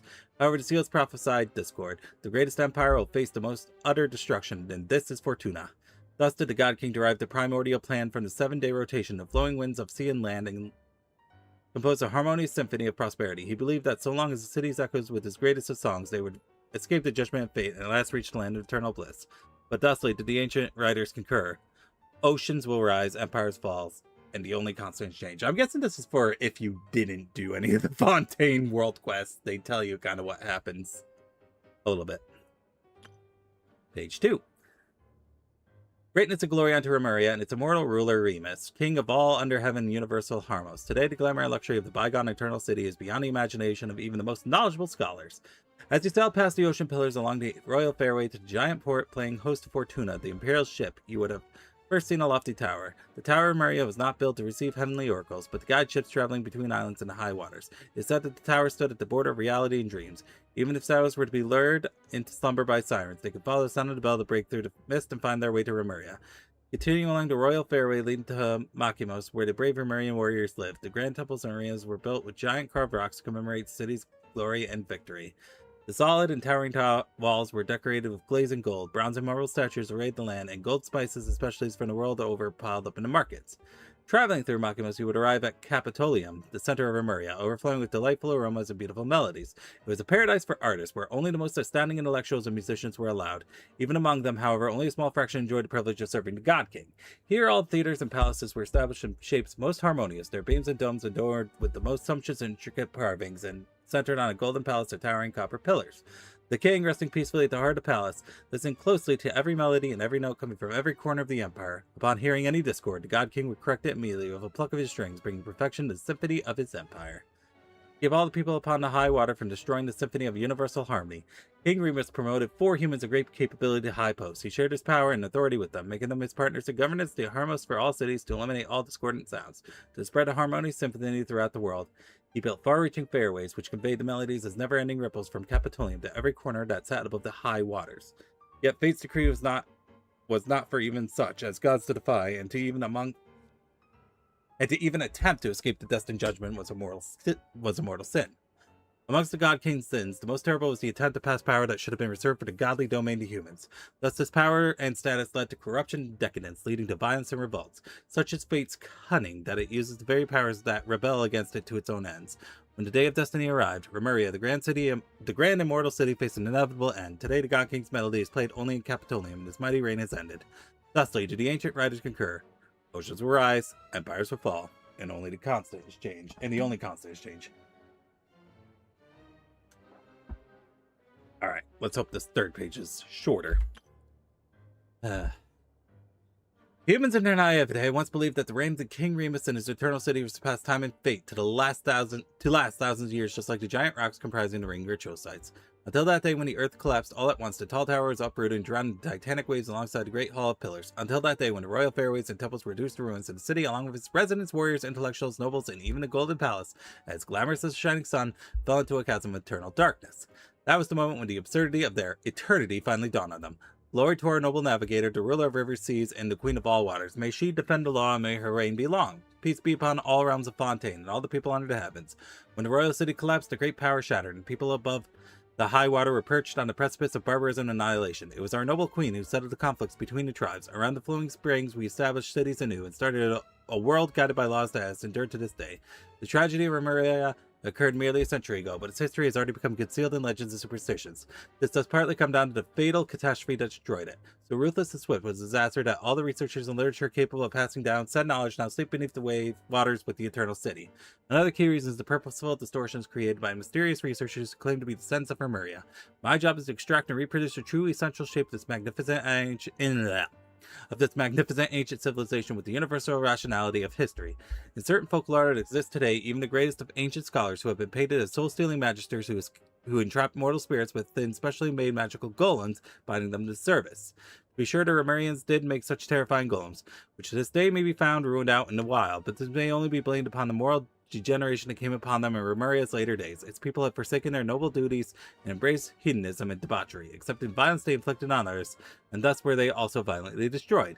Just as the ancient writers concur, oceans will rise, empires fall, and the only constant is change. That was a lot. Alright, next. Biography of Genshin, Deluxe Edition. Chapter 7, Genshin in his later years. No one can know the root cause of every incident in the world. Humans are neither wise enough to predict the future nor able to stop unfortunate accidents from occurring. It's a shame. There's nothing more to say. Alain Guillotine, in response to a question about his early years from Nellie Cochran, chief editor of Steambird. After retiring from the Fontaine Research Institute, Guillotine declined all invitations from the Palais Mornia and civic organizations from the court of Fontaine. He said he was true to the Barrow region countryside, living in near total isolation from society. Notwithstanding, even prior to this, the reclusive old man had never formed any deep connections with others. If we were to take Madame Nelia Cochran at her word, then Alain Guillotine was at heart a lonely shunman who always burdened by a profound sense of insecurity. It was for this reason that he maintained a detached attitude toward others, as if by pretending to be unperceptive, he could hide the keen sensitivity of his spirit. He could not ease his own pain nor share it with anyone. All he could do was enclose it like a pearl within the shell of his heart, shaping and polishing it with his very flesh and blood. Of course, Guillotine students would not accept such claims, dismissing them as attention-seeking nonsense and nothing more than a smear on their master's reputation. This is the main reason why Rogier Coates, the third director of Fontaine Research Institute, filed a lawsuit against Steambird.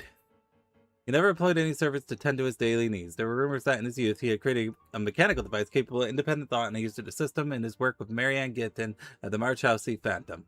As a result, he had no need for servants. He only needed to create more of the same device. However, such claims were clearly at odds with the facts. The personal effects that Guillotine left behind after his death included nothing of this nature, and so-called mechanical devices capable of independent thought are entirely inconsistent with the ideas he expressed in his manuscripts, as he wrote in hierarchical calculating machines and intelligence.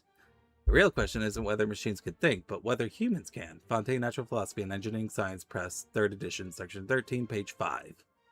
We have every reason to believe that whatever contraptions Guillotine crafted in his workshop in his later years were deliberately destroyed long ago. After all, it is hardly uncommon for an engineer to discard the designs. Popular fiction has offered many flights of fancies about these contraptions.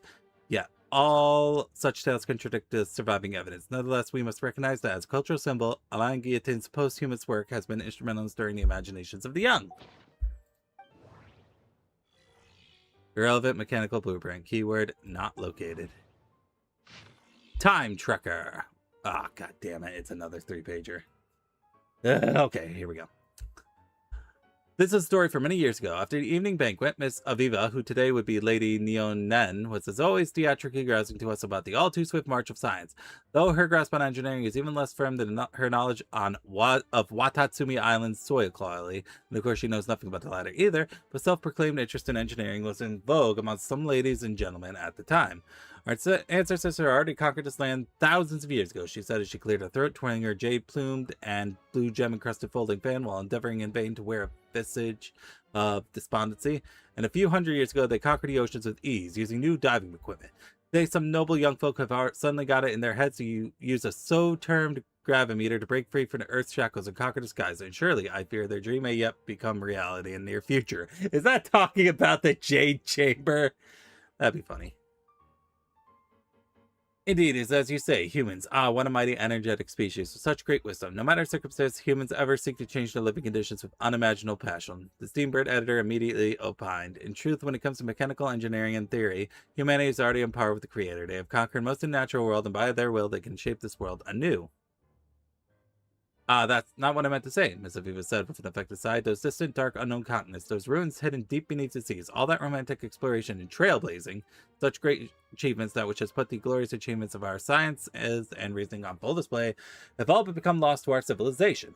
Our forebears reached too high and achieved too much, leaving too little for us to explore or conquer. Could there be a sadder fate to befall those ladies and gentlemen amongst us who were born to crave the exploration of the unknown? Here, her pretentious invocation of legendary king Argadai's words seemed an attempt to prove how truly the state of affairs hurt her. However, everyone simply sat around lazily, at most giving polite nods. Lady L lightly yawned. Seeing how no one answered, Miss Aviva's enthusiasm phased him, and she proceeded to switch the topic to next week's ball. This is evidently a more popular target, and the stiff atmosphere once again grew lively. Monsieur Rator was just about to regale us with a tale he had heard in Sumeru regarding a tower, a mage, and a glass ball. That's probably a Sumeru world quest I didn't do. But before you can, Mr. Sirik, who had remained silent till now, interrupted. Good Miss Aviva, the things you said certainly left an impression on me. He lit a cigarette. However, you need not worry. There is still one space that has yet to be subdued by humanity. Indeed, if the required techniques do not emerge, I fear it never will. Where's that? Ratar asked, a sullen look on his face. He had been so confident about his monkey story, after all. Time. The room fell silent momentarily before all present broke out into laughter. What preposterous talk, Dr. Reiner declared, trying not to laugh. Firstly, how can time be considered a part of space? Can you separate yourself from time and exist independently in space alone? What do you mean? I mean to, at this moment, still be speaking to me and the next disappear without a trace. Is that possible? He waited for a moment as if waiting for the others to think.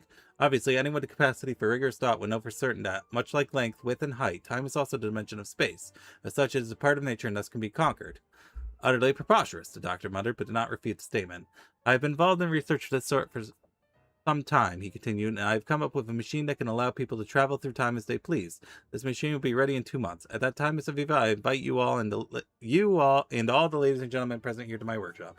Bear witness to humanity's next great achievement, the conquest of time. Miss Aviva did not speak. In fact, from her expression, our noble friend did not understand Mr. Sirik's words at all.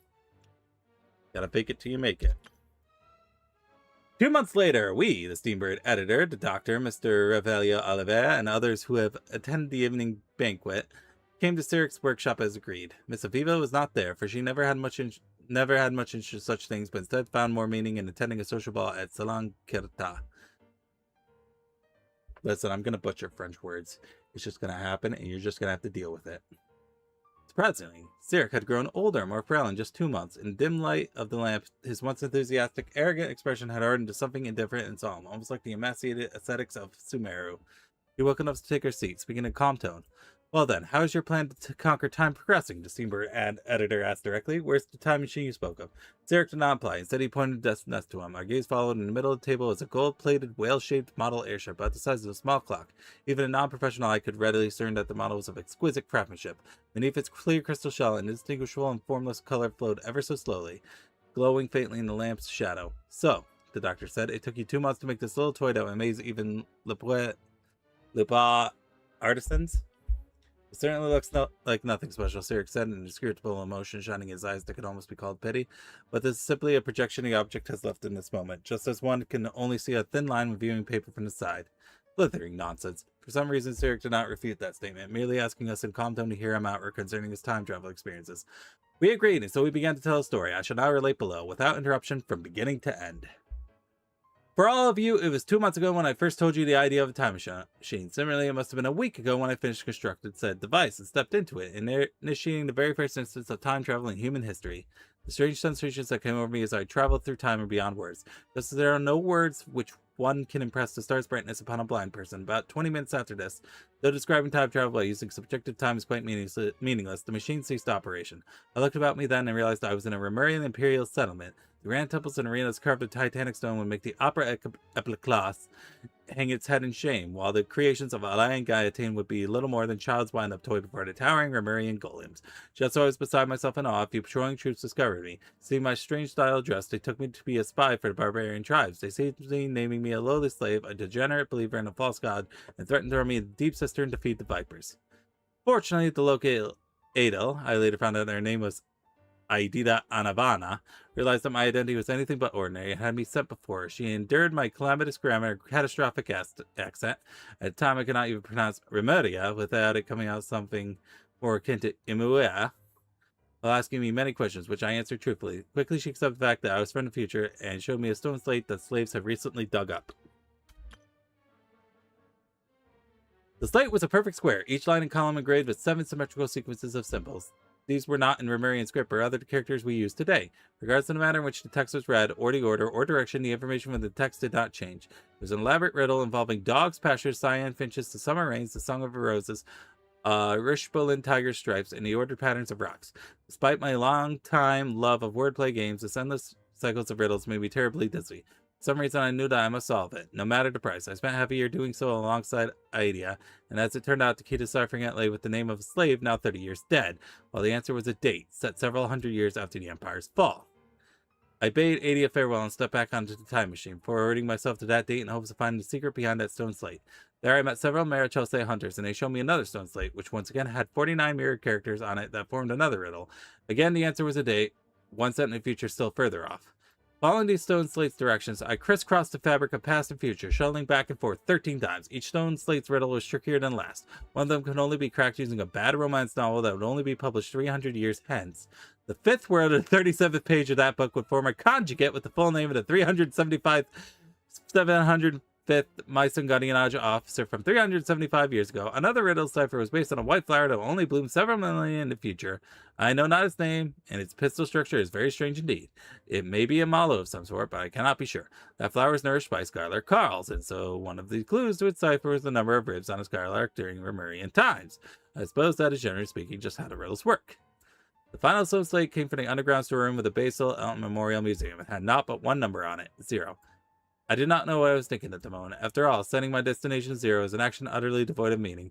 But I punched a number into my time machine, all the same, and pulled the control lever. After who knows how long, the machine stopped. I sensed that it was floating atop a sea of no waves or tides, for even the wind did not exist at that moment. The sky that loomed overhead was not blue, but a dark red adorned with countless stars, pale and distant, like salt frost lining the shores, so this was before the false sky was up. I stared at this very first of oceans, transfixed, and several minutes passed before I realized that there was something shadowy hidden beneath the placid surface. It was the Pele Memornia, which should not have been there. At that moment, I heard someone call me by name. Nevin Sirik, the voice called. I turned and it was like looking into a mirror. A man identical myself looked me dead in the eye just as I did to him. Nevin Sirik, he continued, you wish to conquer time. No one can do that.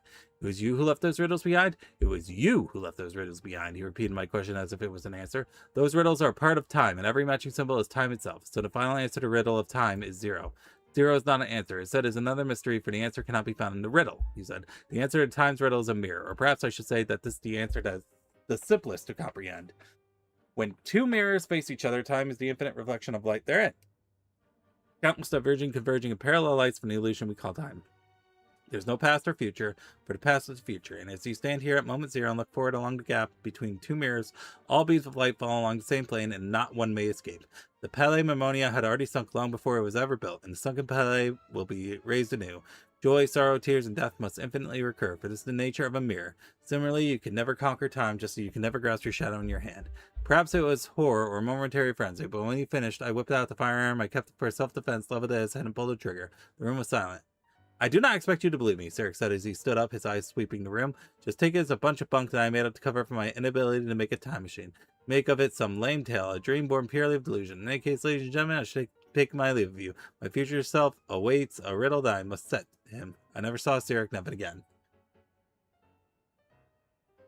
So yeah, that's just a whole bunch of baloney. I mean, it probably did actually happen, but it sounds like such bullshit. I choose to believe it's bullshit. Alright. Last book. Alright. Great Detective Herlock, the Alchemist and the Clockwork Saint. Chapter 6. So the story ends like this. Herlock sat down and lit his pipe. The rest of us, whether it was Agent Gina, Miss Jacoba, the Commissioner, Miss Aichie, looked at one another in confusion. You must still remember the locations of the 4 previous cases were equidistant. There was a symmetrical pattern between time, space, and even the first letter of 4 victims' names, Herlock said. Oh, this is a fucking Sherlock Holmes rip off, I just realized. This is also why Gina's deduction was completely off the mark. The murderer knew that she, possessing basic knowledge of mystic arts, would assume that the followers of the Lyricus Ordo would treat the patient as a necessary ritual sacrifice, so the culprit let her believe that her assumption was entirely correct. But when Duke St. Germanus departed, he clearly said that everything was beyond redemption. The next case would also, Agent Gina protested somewhat reluctantly. He's only a genius when it comes to mechanics, and everything else he's just an ordinary person. Herlock paused and continued. He's always been the type to like things he can fully understand. Just like you, Gina. Ah, I get it, Miss Jacoba shouted suddenly. My dear Herlock, now everything's crystal clear. The fourth victim's death wasn't a carefully planned murder. It was pure coincidence. He only wanted to kill those 3 unfortunate gentlemen to avenge his comrades from the Lilia Crucis Ordo, but the traps he sent weren't limited to just those 3 locations. He was worried that the plan might fail, since the 3 victims were all well-protected figures, after all. So he added a few extra traps, yet he never expected that, with Gina's interference, the plan would go far more smoothly than intended. Miss Jacoba, please don't speak as if I were the accomplice. Ancient Gina's face turned red as sunsetty as she protested indignantly. How adorable. Indeed, Herlock said calmly. It is unclear whether he meant that Miss Jacoba's deductions were correct or that Ancient Gina was indeed an accomplice. Most of the experimental devices proposed by the Lilia Crucis Ordo are based on simple, basic tree model logical structures. They do not recognize their own masters, following only the commands that they were initially given, so they end up killing said masters. That's why I keep saying, don't put too much trust in Clockwork Mecha. Unlike humans, machines have no heart. I remained silent as usual, but Miss Jacoba glanced at me with what seemed like a hint of puzzlement. What's wrong? Why are you standing there in silence? Is there something on your mind? No, I just didn't expect the truth to be so simple. Of course, my understanding of Clockwork Mecha cannot compare to that of the Duke St. Germanus, but I have done a bit of research. Such that to suggest that those mechanisms were merely activated by Mr. Marcella's mishandling seems a bit too contrived, but implied that there was another mastermind behind it all felt like stretching into territory of conspiracy theories. After all, no one besides us could have pulled off the operation, I envisioned. So I decided to abandon further speculation, choosing instead to enjoy the reactions of the adorable Agent Gina. And that's why you don't understand deduction. Agent Gina seemed to have regained her confidence, not to mention her mild sense of superiority over me. Decided she raised a figure. Isn't there a saying that goes something like, when you have eliminated possible, whatever remains, however, stop right there. That's Phanto something, Mass Rob something story. We don't have the publishing rights from their publisher. Herlock took another drag of his pipe. He seemed to be lost once more. Regardless, this case came to an abrupt close. A person who did not manage to witness the end. A person who did not manage to achieve his ideals. A person who indulged in fairy tales, who dreamt of following the hero admired, yet never saw his dream fulfilled.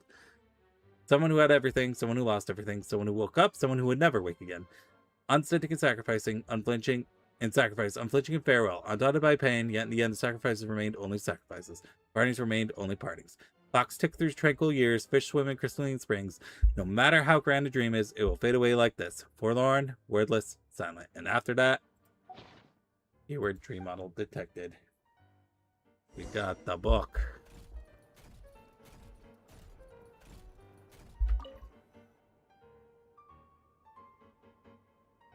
Most of the experimental devices proposed by the Lilia Crucis Ordo are built based on the simple and basic logical structure of a tree model. Lilia Crucis. Guess they were trying to cover up the name of the Nautitzenkreuz Ordo? I was wondering about that. When Germanus departed, he said, "It seems that there's no going back." Alas, he is only a genius when it comes to machines. In all other things, he is but ordinary. Excuse me? I'm sorry. That's just ridiculous. What kind of book is this? Great Detective Herlock, the Alchemist and the Clockwork Saint? Isn't this a novel?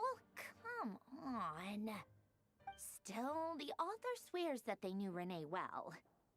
Whatever.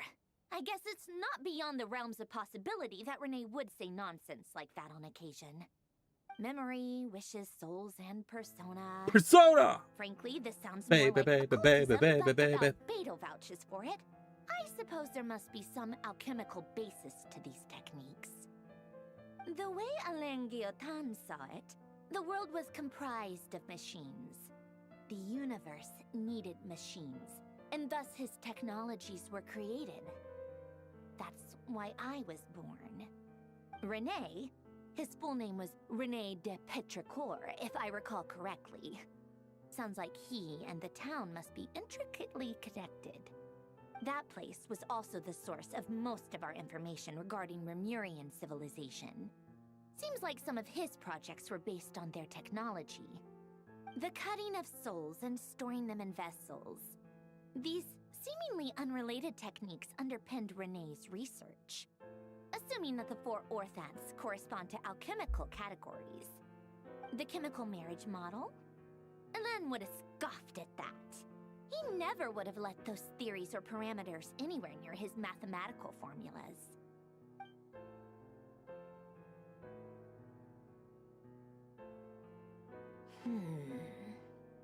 What was Alain's view on Renee?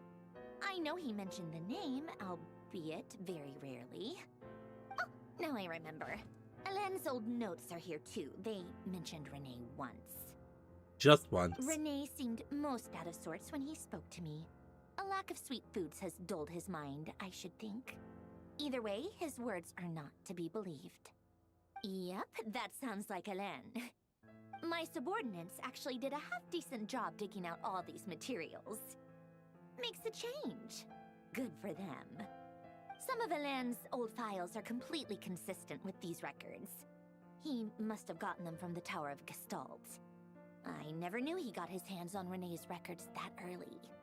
Heh, he may have kept them, but he never even attempted to use them. Didn't believe a word they said. Come to think of it, Renee's world formula was filled with calculations of constants. That shows he believed that the fate of the world to be predetermined. As for Alain... it's been too long. I forget what he said. What would he have said? A guy like him, fervent believer in machines, but not headstrong enough. The world can be changed. It is worth persevering. Yes, that's how he used to think at least. He created that procedure to save this world. Yet the scale of the world's fate proved too enormous. The result was beyond his ability to calculate. He died having never seen the outcome.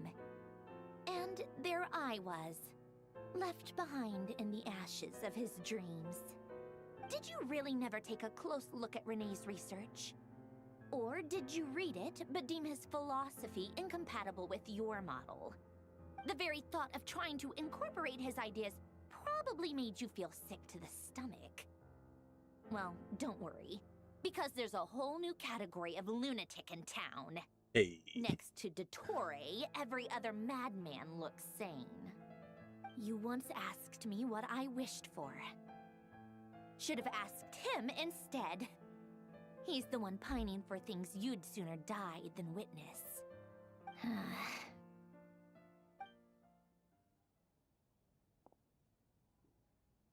Even the tiniest variable can make big waves in the present. Now then, allow me to put these incompatible fragments together in your stead. First, establish and verify the existence of the Great Circle.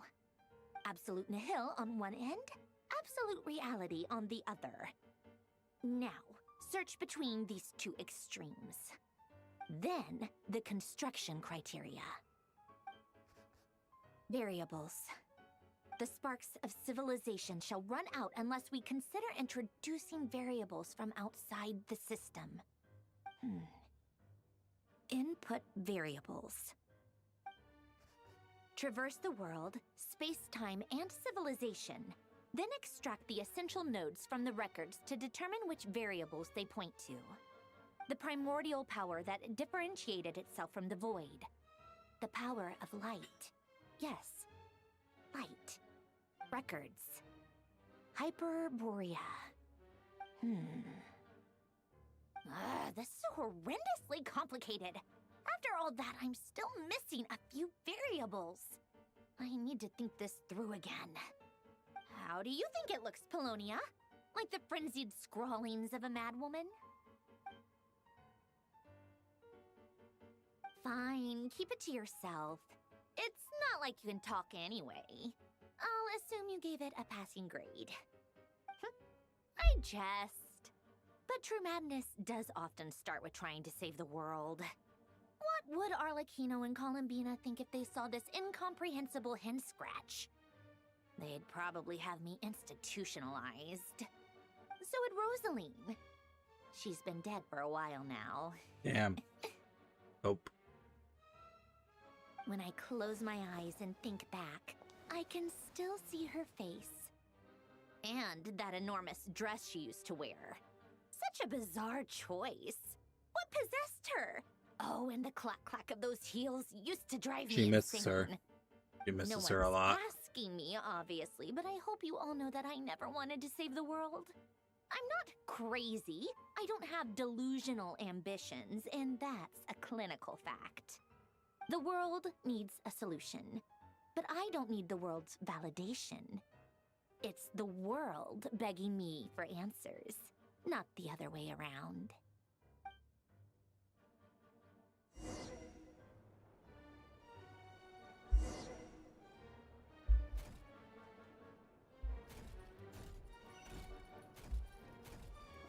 Tea time.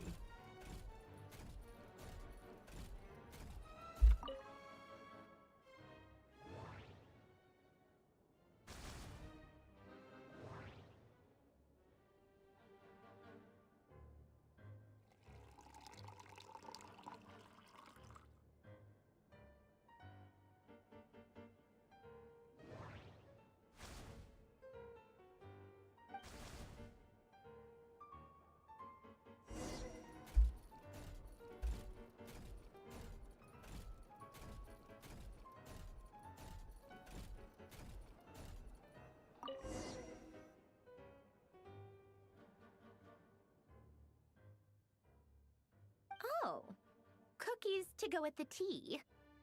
Let's see. They must be from that person who brought those documents. I see they're from Hotel de Boer. Something's written on the box. We are proud to present this homage to the Fortress of Maripede's fun-filled mill collection system. Fortune cookies. Have a lucky start to your day. Sounds like a dumb gimmick to me.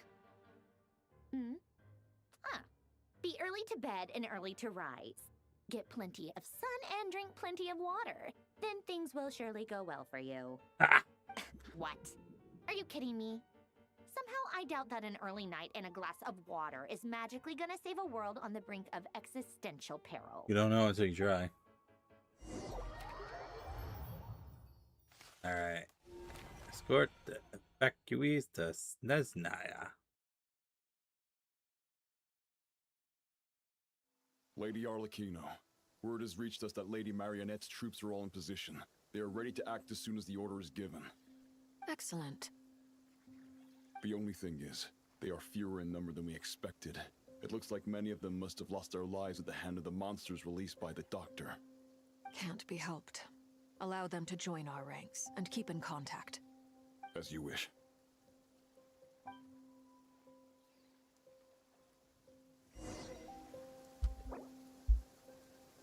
Alright, so it is almost 2 in the morning, so we should probably call it here.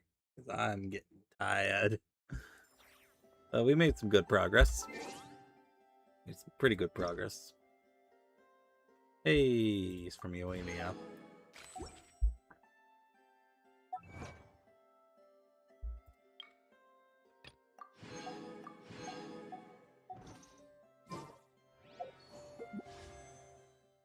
You know, I don't have any pulse still. Alright, so we'll call the stream there.